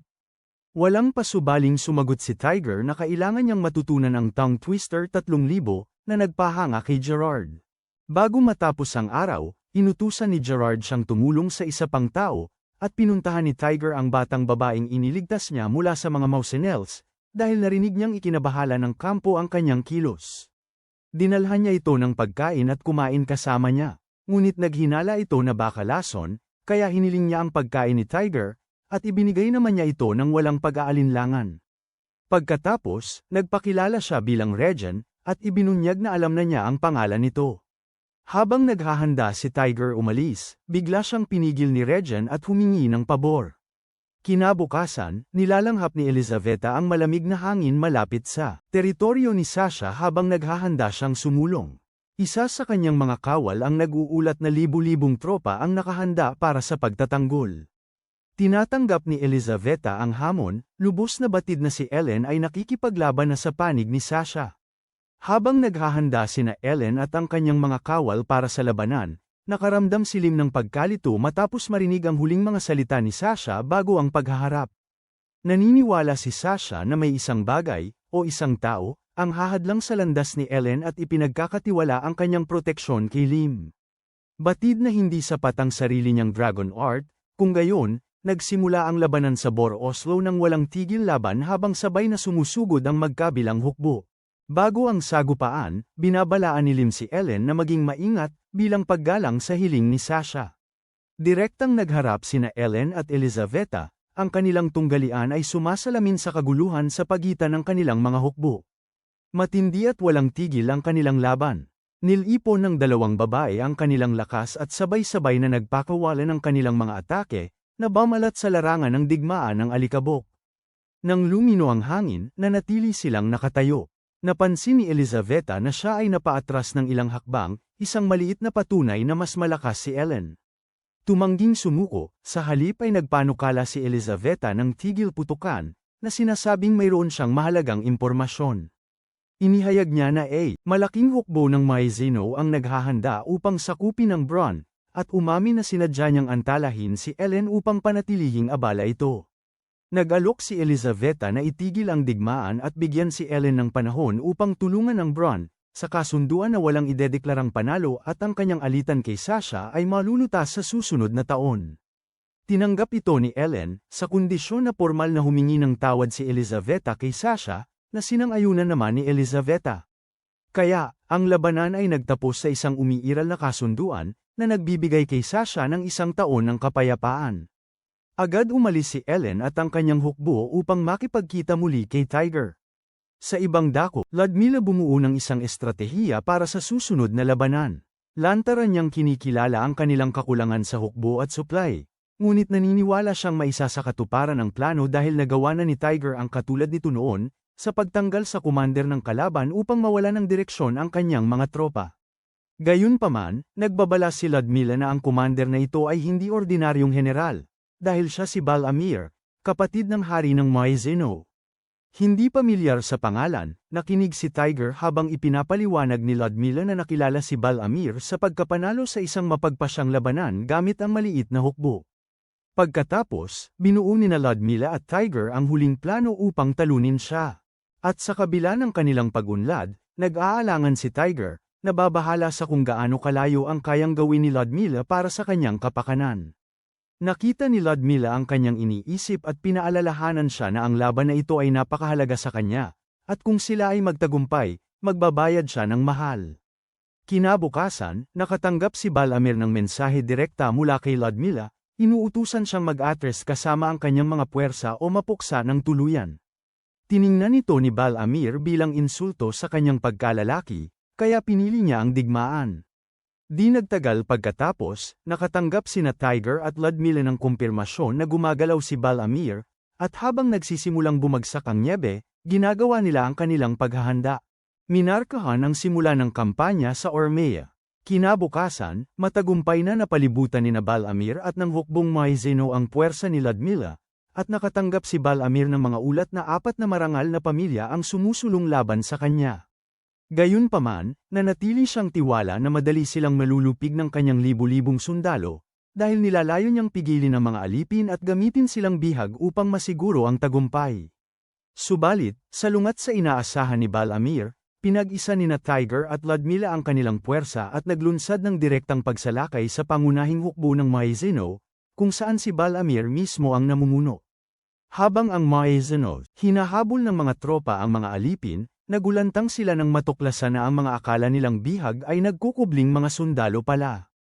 Ang mga mandirigmang ito ay sumalakay mula sa harap, habang ang mga tunay na alipin ay nagtago sa tuktok ng mga burol, ipinagtatanggol ang kanilang mga posisyon laban sa sumusulong na mga kaaway. Bago magsimula ang labanan, ang mga alipin ay may matinding hinanakit kay Tiger dahil sa pag-uutos sa kanila na lumaban, at wala ni isa man ang pumayag na sumunod sa kanya sa simula. Gayunpaman, nagbago ang kanilang pananaw nang magsalita ang isang lalaki, na nangatwirang sa tamang pamumuno at direksyon, makakamit nila ang kalayaan at tagumpay. Dahil sa inspirasyon ng mga salitang ito, itinalaga ng mga alipin ang kanilang sarili sa pakikipaglaban. Sa ilalim ng pamumuno ni Tiger at Ludmila, nakarating sila sa kaligtasan at nagtagumpay sa paglansag ng 2 pormasayo ni Maizeno. Sa kabila ng tagumpay na ito, si Bal Amir ay nananatiling malaya, at ang kanyang kamatayan ay mahalaga upang matapos ang digmaan. Habang hinahabol siya ni Tiger at Ludmila, napagtanto nila na pagod na ang kanilang mga tropa at unti-unting nawawala ng lakas upang ipagpatuloy ang pakikipaglaban. Bigla, kinubkob sila ng mga puwersa ni Maizeno. Gaya ng inaasahan ni Balamir ang sandaling ito, batid na kahit pa sa galing ni Ludmila, nananatiling mapagpas siya ang kanyang kalamangan sa bilang, sinadya niyang umurong mula kay Ludmila, hinahayaan ang kanyang mga sundalo na makipaglaban at masawi sa kanyang daraanan. Nagtagumpay ang taktika, habang si Balamir ay nagpapakasasa sa kanyang tiwala sa sarili at iniisip ang kanyang pagtatagumpay laban sa kanya. Sa wakas ay naunawaan ni Tiger at Ludmila ang buong saklaw ng kanilang sitwasyon, nakikita na sila ay napapalibutan at nawawalan ng mga sundalo, ngunit sa kabila ng kanilang sitwasyon, wala sa kanila ang nag-iisip sumuko. Humuhugot sila ng lakas mula sa kanilang nakaraan, sa kanilang mga paniniwala, at sa mga pangakong kanilang binitawan, patuloy na lumalaban sa paghahanap ng tagumpay. Sa isang kritikal na sandali, isang hukbo mula sa ibang marangal na pamilya ang sumugod sa larangan ng digmaan. Tinawag ng kanilang pinuno si Tiger, na nagtulak kay Ludmila upang senadoryasan ang kanilang posisyon. Ipinaliwanag ng tatlong commander na inutusan sila ni Mashes na tulungan si Tiger, isang paghahayag na ikinagulat niya. Habang nagbibigay si Tiger ng kanyang mga utos, nakilala niya ang isang lumang kaibigan, si August, na nagpaliwanag na ang huling mensahe ni Roland ang nagturo sa kanya upang suportahan si Tiger at ang kanyang mga tao.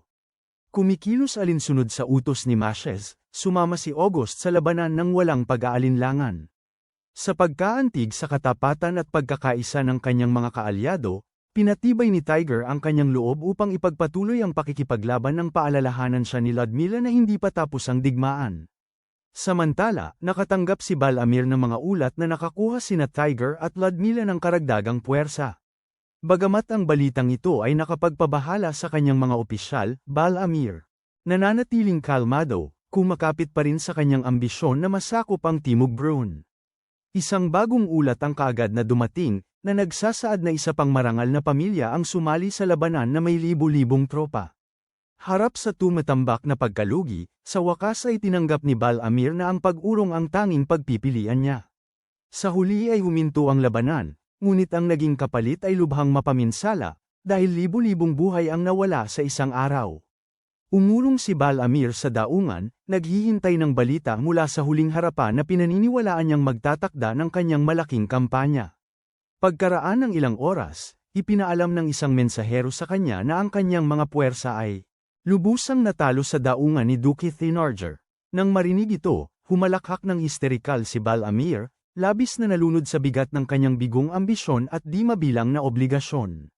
Pinili ang kaligtasan kaysa sa pagmamataas, iniutos niya ang buong pag-atres, lubos na batid na ang desisyong ito ay magpapagalit sa mga kaaway ni Tiger, bagamat nagulat ang kanyang mga tagapayo. Binaliwala ni Balamir ang kanilang mga pagtutol, nakabuo na ng mga salita ng papuri para kay Tiger. Kalaunan ay nagpadala siya ng mensahero sa kampo ni Tiger, pinupuri ang pamumuno at katalinuhan sa taktika ni Tiger habang hayagang umaamin na ang takot sa pagkatalo ang nagtulak sa kanyang pag-atres. Nang gabing yun, natulog si Tiger, hindi sigurado kung ang digmaan. Tunay na matatawag na tagumpay. Muling tiniyak ni Ludmila sa kanya na sila ay nanalo, bagamat nakatulog si Tiger bago pa matapos ang usapan. Sa pagkakita ng kanyang pagod at dedikasyon, tahimik na humiga si Ludmila sa tabi niya. Maya-maya, lumapit si Gerard na may balak kausapin si Tiger ngunit umurong nang makita si Ludmila na nakahiga sa tabi nito. Kinabukasan, nagising si Ludmila sa tunog ng mga yabag malapit sa tolda. Nang makilala ang presensya, naghintay siya at di nagtagal ay nakita si Ellen na lumalapit, sabik na makita si Tiger. Napatigil si Ellen nang mapansin si Tiger na natutulog sa tabi ni Ludmila, at mapaglarong tinukso siya ni Ludmila, na lalo lang nagpapalalim sa nakikitang selos ni Ellen. Maya-maya, namahaji si Tida ng pagkain sa buong kampo habang ipinagdiriwang ng mga bagong pinalayang alipin ang kanilang tagumpay. Hinikayat ni Bertrand si Tida na magpahinga at bisitahin si Tiger, ngunit inihayag niya na nakita na niya ito at lubos na humanga sa pagiging isang lalaki nito, na ngayon ay namumuno sa mga tapat na tagasunod na lubos na gumagalang sa kanya. Sa ibang lugar, nakikipag-usap si Tiger sa isang grupo ng mga sundalo nang muling asarin siya ni Ludmila, inaanyayahan siyang bumalik sa kanyang tolda para mag-tea. Nanatiling tahimik si Tiger habang tumataas ang selos ni Ellen. Hinihila niya si Tiger palayo. Iginigiit ang pribadong usapan, ngunit hinawakan ni Ludmila ang kabilang kamay niya. Ayaw pabaliwala at malinaw na pinukaw ang selos ni Ellen. Naputol ang sandali nang ipaalam sa kanya ng isa sa mga sundalo ni Ludmila na kailangan siya upang magbigay payo tungkol sa mga usapin sa supply. Naiirita sa pagkaantala, naghanda si Ludmila umalis, ngunit nangako si Tiger na bibisitahin ang kanyang tulda sa lalong madaling panahon, at ngumiti siya, habang nauunawaan na tapat ito kay Ellen na parang isang obscene ex. Sa hating gabi, tahimik na nagkasama sina Tiger at Ellen sa labas, nagbabahagi ng alak at keso sa ilalim ng kalangitan sa gabi.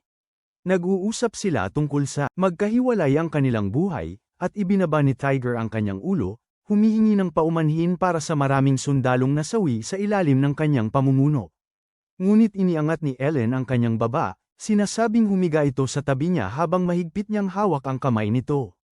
Inamin ni Tiger na hindi niya pinagsisisihan ang labanan, sa kabila ng malaking kapalit nito, at nahanap ni Ellen ang kapanatagan sa kanyang katatagan at hinimok siyang manalangin sa mga Diyos para sa mga nasawi, na lalong naglapit sa kanila. Ilang araw ang lumipas, isang dalagang mandirigma na nagngangalang Valentina ang nagbukas ng portal at pumasok sa silid ni Tiger, gustong makita siya ng sarili niyang mga mata. Biglang lumingon si Tiger, at napahawak sa kanyang dibdib ng hindi sinasadya, halos mapabulong sa kagalakan, ngunit nanatili siyang kalmado. Nang hindi na nagpakita ng anumang reaksyon pa, nagbukas siya ng isa pang portal at umalis, sabik sa susunod nilang pagtatagpo. Ilang araw matapos ang kampanya sa Ormia, dumating si Tiger at ang kanyang mga kasama sa Fort Percy, kung saan formal silang sinalubong at binigyan ng akomodasyon sa tulong ni Emil. Samantala, sa bubong, kinausap ni Ellen si Ludmila, at nagpahayag siya ng kanyang pasasalamat sa tulong ni Ludmila ngunit mahigpit siyang hinilingan na lumayo kay Tiger, na nagsasaad na ang kanyang Slim Jim ay pag-aari ng niya. Sumagot si Ludmila na hindi siya makakaalis, dahil inutusan siya ng kanyang hari na bantayan si Ellen, at may utang pa rin si Tiger sa kanya. Kalaunan, nakipagpulong si Tiger kina Masha at Lim upang pag-usapan ang pagkawala ng isang prinsipe, at inamin ni Tiger na wala siyang ideya kung aling prinsipe ang tinutukoy nila.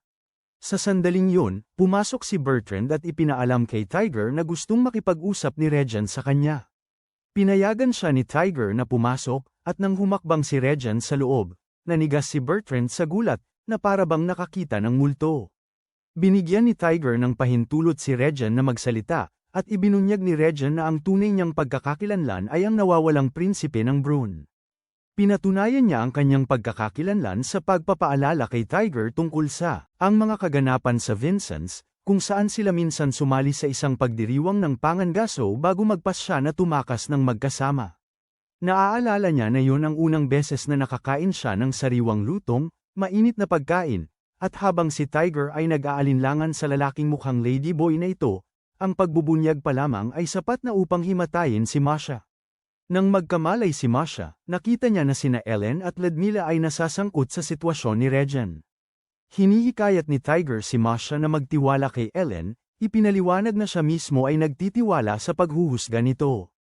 Ipinaliwanag naman ni Regent ang kanyang buhay ng detalyado, ibinunyag na siya ay namuhay sa pagbabalat kayo, ginagampanan ng papel ng isang prinsipe dahil hindi niya maaaring ibunyag ang kanyang sarili bilang babae. Sa pagkaalam ng ganoong katotohanan, haantong sa kanyang parusang kamatayan. Pagkatapos marinig ang kwento ni Regent, tinanong ng mga babae si Tiger kung ano ang balak niyang gawin, dahil ang katotohanan ay maaaring magdulot ng kaguluhan sa kaharian. Nagbabala si Ellen na ang pagsasapubliko ng usapin ay magiging dahilan upang mawalan sila ng tiwala ng mga tao at mangimbita ng agarang pag-atake mula sa kanilang mga kaaway. Sumang-ayon si Tiger at nagmungkahi na isama ang kamahalan. Agad na nagtanong si Regent tungkol sa kanyang ama, at ipinaalam ni Masha na nawala na ito sa katinoan, na nag-iiwan sa kanila nang walang ibang maisasagawa.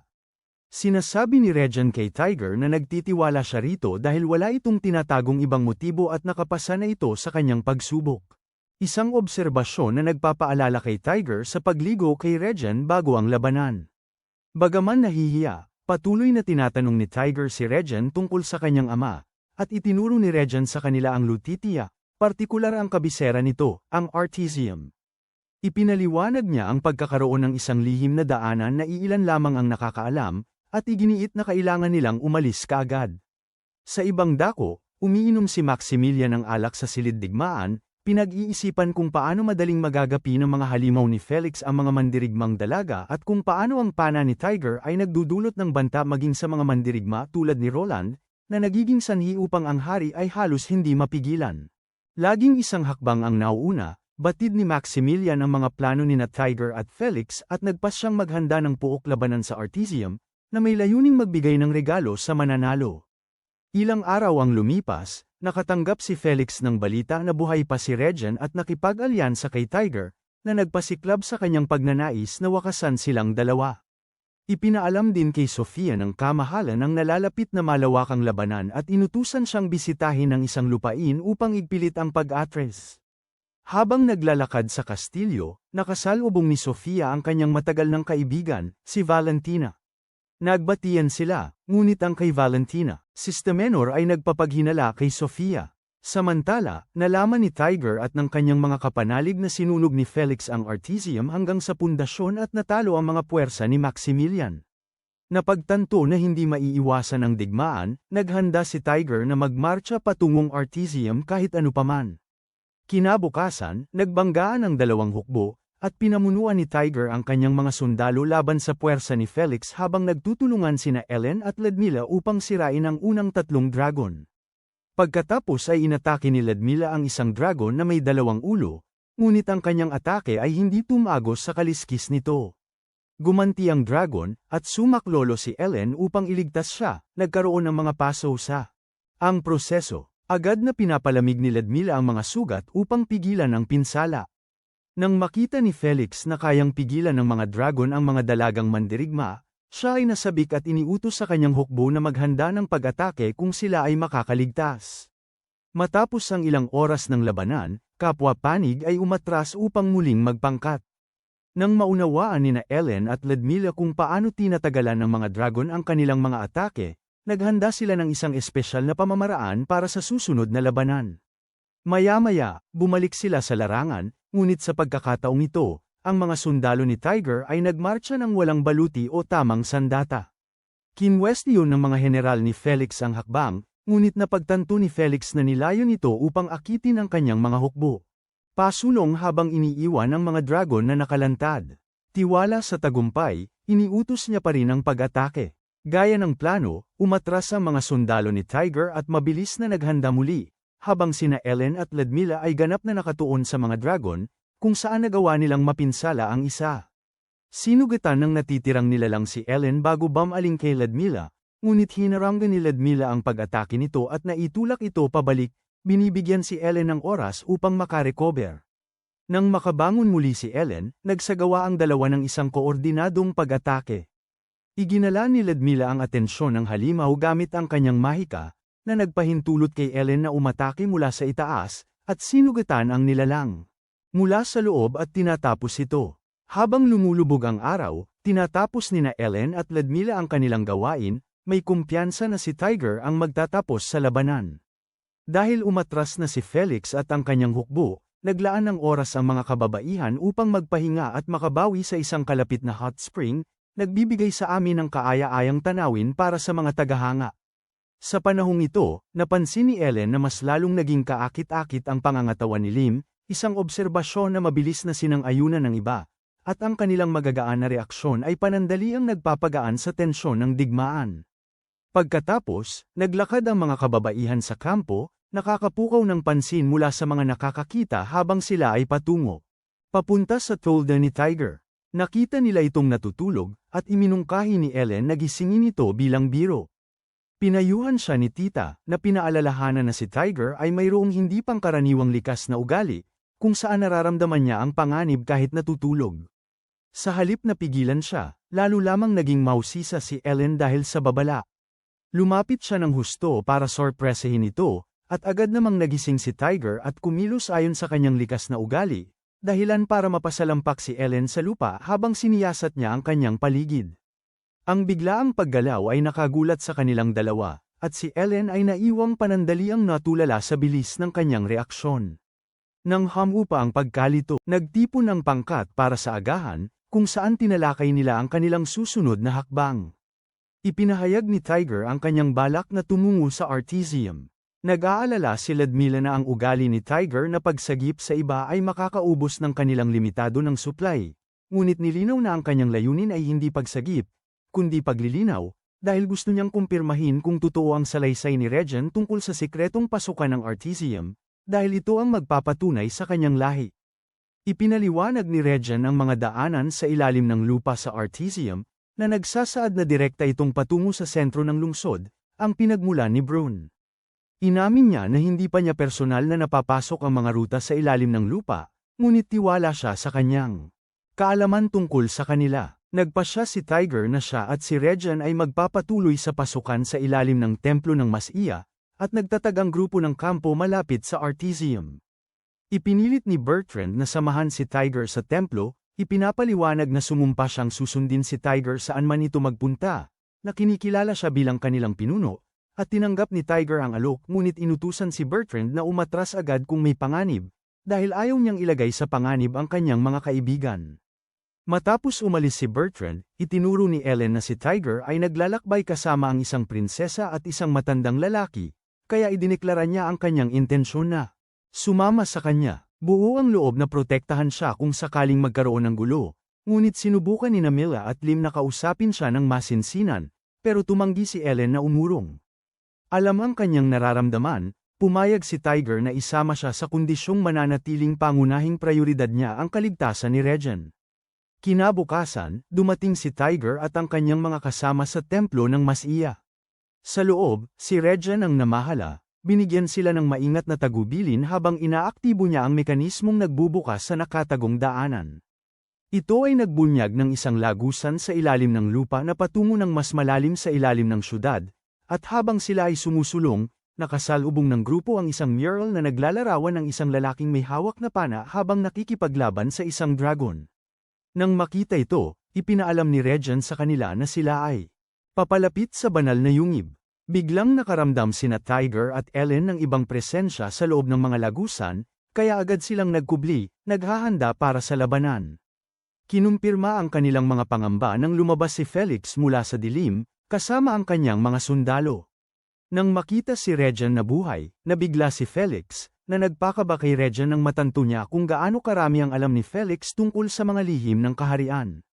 Hindi nagbigay ng paliwanag si Felix, sa halip ay idineklara niyang magtatapos ang kanilang buhay doon. Inutusan niya ang kanyang mga tauhan na sugurin ng buong lakas, at sina Tiger at Ellen ay nakipagsagupaan sa sumusugod na mga sundalo, lumalaban ng buong tapang. Sinamahan ni Bertrand, dinala si Regen sa kaligtasan habang inutusan ni Ellen si Rurik na magbigay ng panakip, dahil ang tunay niyang puntirya ay si Felix. Sumama si Rurik kina Tiger at sa iba pa sa labanan, ngunit biglang lumitaw si Steed mula sa dilim, na nagpahayag ng kanyang layunin na tapusin si Regen. Tumanggi si Rurik na manatiling walang kibo at inatake siya. Nagpapana si Tiger kay Steed, ngunit nahuli ito ni Steed ng walang kahirap-hirap, kinikilala ang pag-unlad ni Tiger bilang isang mamamana. Sa ibang bahagi ng lagusan, hinarap ni Ellen si Felix ng nag-iisa, at ipinaliwanag ni Felix na pinili niya ang ilalim ng lupa bilang larangan ng digmaan upang maiwasan ang pagtakas at matiyak ang lubos na pagwawakas ng anumang paglaban. Ang kanilang laban ay patas hanggang sa marahas na lumindol ang lagusan, hudyat ng nalalapit na pagguho. Nang mapansin ang panganib, iniutos ni Felix sa kanyang mga sundalo na umurong, habang si Ellen at ang iba pa ay umatras sa ligtas na lugar. Naiwan si Tiger kasama si Steed, na nananatiling desididong tapusin siya. Naaalala ang kanyang pangako kay Tiger, nagpatuloy si Ellen sa kabila ng kanyang takot. Ilang sandali pagkaraan, lumingon siya at nakita niya si Tiger na naiipit at wala ng pana. Habang naghahanda si Steed na sumugod, isang malaking bato ang bumagsak, at sumigaw si Ellen ng pangalan ni Tiger, iniisip na siya ay nawala. Nang maglaon, nagising si Tiger sa gitna ng mga guho, at natuklasan niyang nadaganan si Steed. Sa ilalim ng nagbagsakang bato at ipinikit ang mga mata bilang paggalang sa kaaway na nalagutan ng buhay. Napagtantong siya ay walang pinsala, naalala ni Tigre na namagitan si Bertrand upang iligtas siya. Siya ay naghanap ng lubos na pagkabahala at natagpuan si Bertrand na naipit sa ilalim ng mga gumuhong labi, buhay pa ngunit malubha ang mga pinsala. Dugo ang umaagos mula sa likuran ni Bertrand, at hindi na siya makatayo. Pinagsalamatan siya ni Tigre, ngunit nanatiling tahimik si Bertrand, habang nagtitipo ng lakas upang magsalita. Pinaalalahanan siya ni Tigre tungkol sa Alsace, na nagtulak kay Bertrand na magkwento tungkol kay Urs at sa dating kaluwalhatian ng kaharian. Ipinahayag ni Bertrand ang kanyang pagmamalaki kay Tigre, pinupuri ang kanyang pamumuno, ang kanyang pananaw, lagpas sa mga hangganan, at ang kanyang katapatan sa kanyang bayan. Tiniyak niya kay Tiger na ang kinabukasan ng Alsace ay ligtas sa kanyang mga kamay. Sa kanyang huling hininga, hiniling ni Bertrand kay Tiger na alagaan si Tita. Samantala, ligtas na nakarating sa Artesium sina Ellen, Regen, at ang iba pa. Nadarama ni Ellen na may mali ngunit nananatili siyang umaasa. Bigla, isang madilim na sinag ang lumabas mula sa lupa. Agad niya itong nakilala, nagmadali si Ellen patungo sa pinagmulan nito. Doon, nakita niya si Tiger na buhay, na nakalabas mula sa lagusan kasama si Bertrand. Walang malay si Tiger ngunit humihinga. Nang tingnan ni Ellen si Bertrand, napagtanto niya na pumanaw na ito. Maya-maya, nagtipon si Ellen kasama ang iba para sa isang pulong, malungkot pa rin sa pagkawala ni Bertrand. Naaalala niya kung paano niya itinaguyod si Tiger hanggang sa maging Panginoon nito, na humubog sa pagkatao niya ngayon. Sa kabila ng kalungkutan, nakatuon si Gerard sa hinaharap, kinu-question kung kakayanin pa rin ni Tiger na pamunuan ng hukbo matapos mawala ng napakahalagang tao. Sa kanyang tolda, si Tiger ay nananatiling malalim ang iniisip, nagmumuni-muni sa huling sandali niya kasama si Bertrand at kung paano pinahintulutan siya ng mga sandaling iyon na lubos na maunawaan ang buong lawak ng kanyang sariling potensyal. Nanatili si Tita malapit sa tabi niya, ginagawa ang lahat ng kanyang makakaya upang aliwin siya. Bago pa man lubusang mamayani ang katahimikan, pumasok si Ellen sa tolda at direkta niyang kinwestiyon si Tiger tungkol sa kanyang intensyon sa digmaan.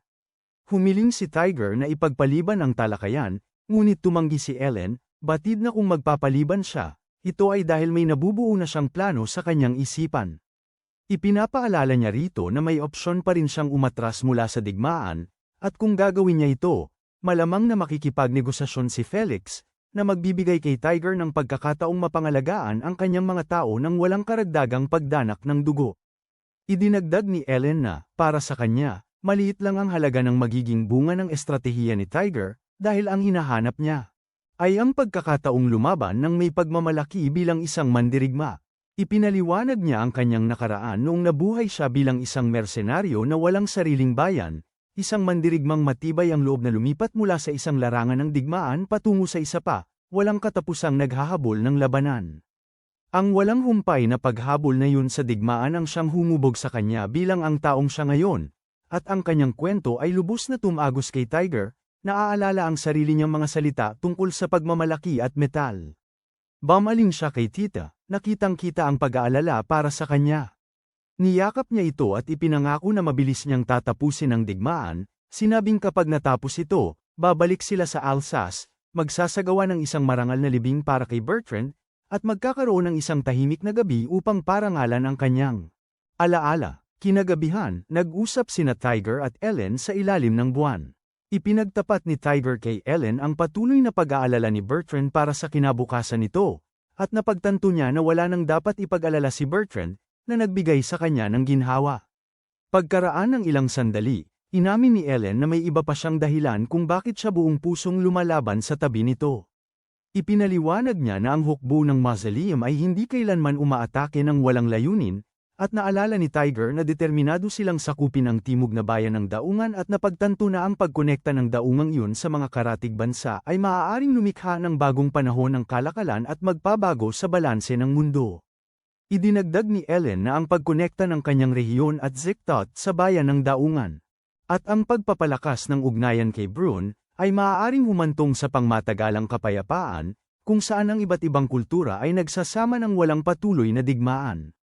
Matapos pag-isipan nitong mabuti, tinanggap ni Tiger ang kanyang pananaw, at pagkatapos ay nagtungo siya upang makipagkita kina Ludmila at sa iba pa, na sabik na naghihintay upang makita kung paano siya nakakaraos. Ilang araw pagkaraan, dumating si Pierre upang makipagkita kina Tiger at Regent, handang makipagnegosasyon. Sinalubong siya ni Tiger sa kampo, ngunit iginiit ni Pierre na panatilihing impormal ang pulong, sinabing kilala niya at nirerespeto ang ama ni Tiger noon. Malinaw na inilatag ni Tiger ang kanyang mga intensyon, na ang kanyang pangunahing prioridad. Upang protektahan ang Alsace sa pagtutol kay Felix, at kapag natapos ang digmaan, nilalayo niyang bumalik upang mapailalim sa Ziktat. Mariing tumutol sina Ellen at Ludmilla, dahil ayaw nilang kunin si Tiger mula sa kanila. Ngunit ipinaliwanag pa ni Tiger na handa siyang pahintulutan ang Alsace na maging bahagi ng Ziktat, lubos na batid na hindi na kailanman tatanggapin ng Brun ang teritoryo. Ang pahayag na ito ay nagpatahimik sandali kay Pierre, ngunit iginiit niya na samahan ni Tiger si Regent pabalik sa palasyo agad, dahil lumalala ang kalusugan ng hari. Kumilos si Tiger nang walang pag-aalangan, lubos na batid na ang mga puwersa ni Felix ay bantayan ng mahigpit ang ruta. Pagkatapos, si Tiger at ang kanyang hukbo ay sumulong patungo sa palasyo upang makita ni Regent ang kanyang ama sa huling pagkakataon. Ngunit bago mangyari yun, kailangan ulit harapin ni Tiger si Felix, at muling magkabanggaan ang kanilang mga hukbo sa kapatagan ng Merville. Hindi mapakali si Regent, dala ang tungkulin ng kataas-taasang commander, ngunit pinapanatag siya ni Masha na siya lamang ang karapat-dapat mamuno matapos mamatay ang kanyang ama. Pagkatapos, habang itinutulak ng mga puwersa ni Tiger ang mga sundalo ni Felix, lumapit si Tiger upang harapin mismo si Felix. Naghanda si Felix na ipaghiganti ang kanyang anak, habang naghahanda si Tiger na ipaghiganti ang kanyang mga tao. Na ang pagdurusa ay nagmula sa ambisyon ni Felix. Hinugot ni Tiger ang kanyang pana, nararamdaman ang galit na bumabaha at bumubuhos sa sandata, na tila handa itong lamigin ang impyerno. Nagliliyab ang kanyang mga mata sa puot, at ang kagustuhan niyang matuldukan na si Felix ay nagiging napakatindi, ngunit biglang sinampal ni Ellen si Tiger sa mukha, na nagpabalik sa kanya mula sa kanyang galit. Binalaan niya ito na walang lugar ang pagkamuhi sa isang duwelo laban sa isang lalaking pinatatakbo ng pighati para sa kanyang anak. Sa sandaling yun, narinig niya ang boses ng kanyang ama na tumatawag sa kanya, at ngumiti siya. Umusad siya patungo kay Felix, itinapon ang kanyang lalagyan ng pana at piniling harapin ito ng isang pana lamang, na tinawanan ni Felix. Habang sumusugod si Felix, tahimik na nanalangin si Tiger sa Diyos ng hangin, humihingi ng patnubay upang wakasan ang labanan ng minsan at magpakailanman. Nang imulat niya ang kanyang mga mata, nasa harap na niya si Felix, nakahanda ang espada para wakasan ang buhay niya. Ngunit pagkatapos, pinakawalan ni Tiger ang pana, at ang sumunod ay tila isang milagro.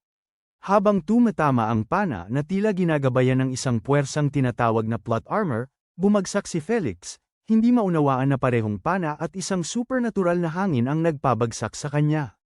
Habang lumalabo ang kanyang buhay, nalaala niya ang landas ng pana at binigkas ang kanyang huling salita. Bronn, nanahimik ang larangan ng digmaan sa gulat, at kinwestiyon ni Ellen ang sining niya sa dragon, para lang malaman na hindi ang kapangyarihan niya ang tumulong kay Tiger. Sa halip, may iba pang nakialam, isang bagay na sa wakas ay nagpatunay sa karapatan ni Tiger sa Bronn. Makalipas ang ilang araw, nagsimula ang paghahanda para sa isang engranding seremonya, at inihanda ni Maximilian ang sarili upang salubungin si Tiger, nagtatago ng masasamang intensyon. Bago siya makakilos, pinutol siya ni Valentina, at nagpalitan sila ng salita. Di nagtagal, nagtipon ang mga tao ng Bronn sa palasyo upang saksihan ang opisyal na muling pagbabalik ni Tiger bilang isang lehitimong bronzeman, isang kaganapan na muling nagbuklod sa bansa.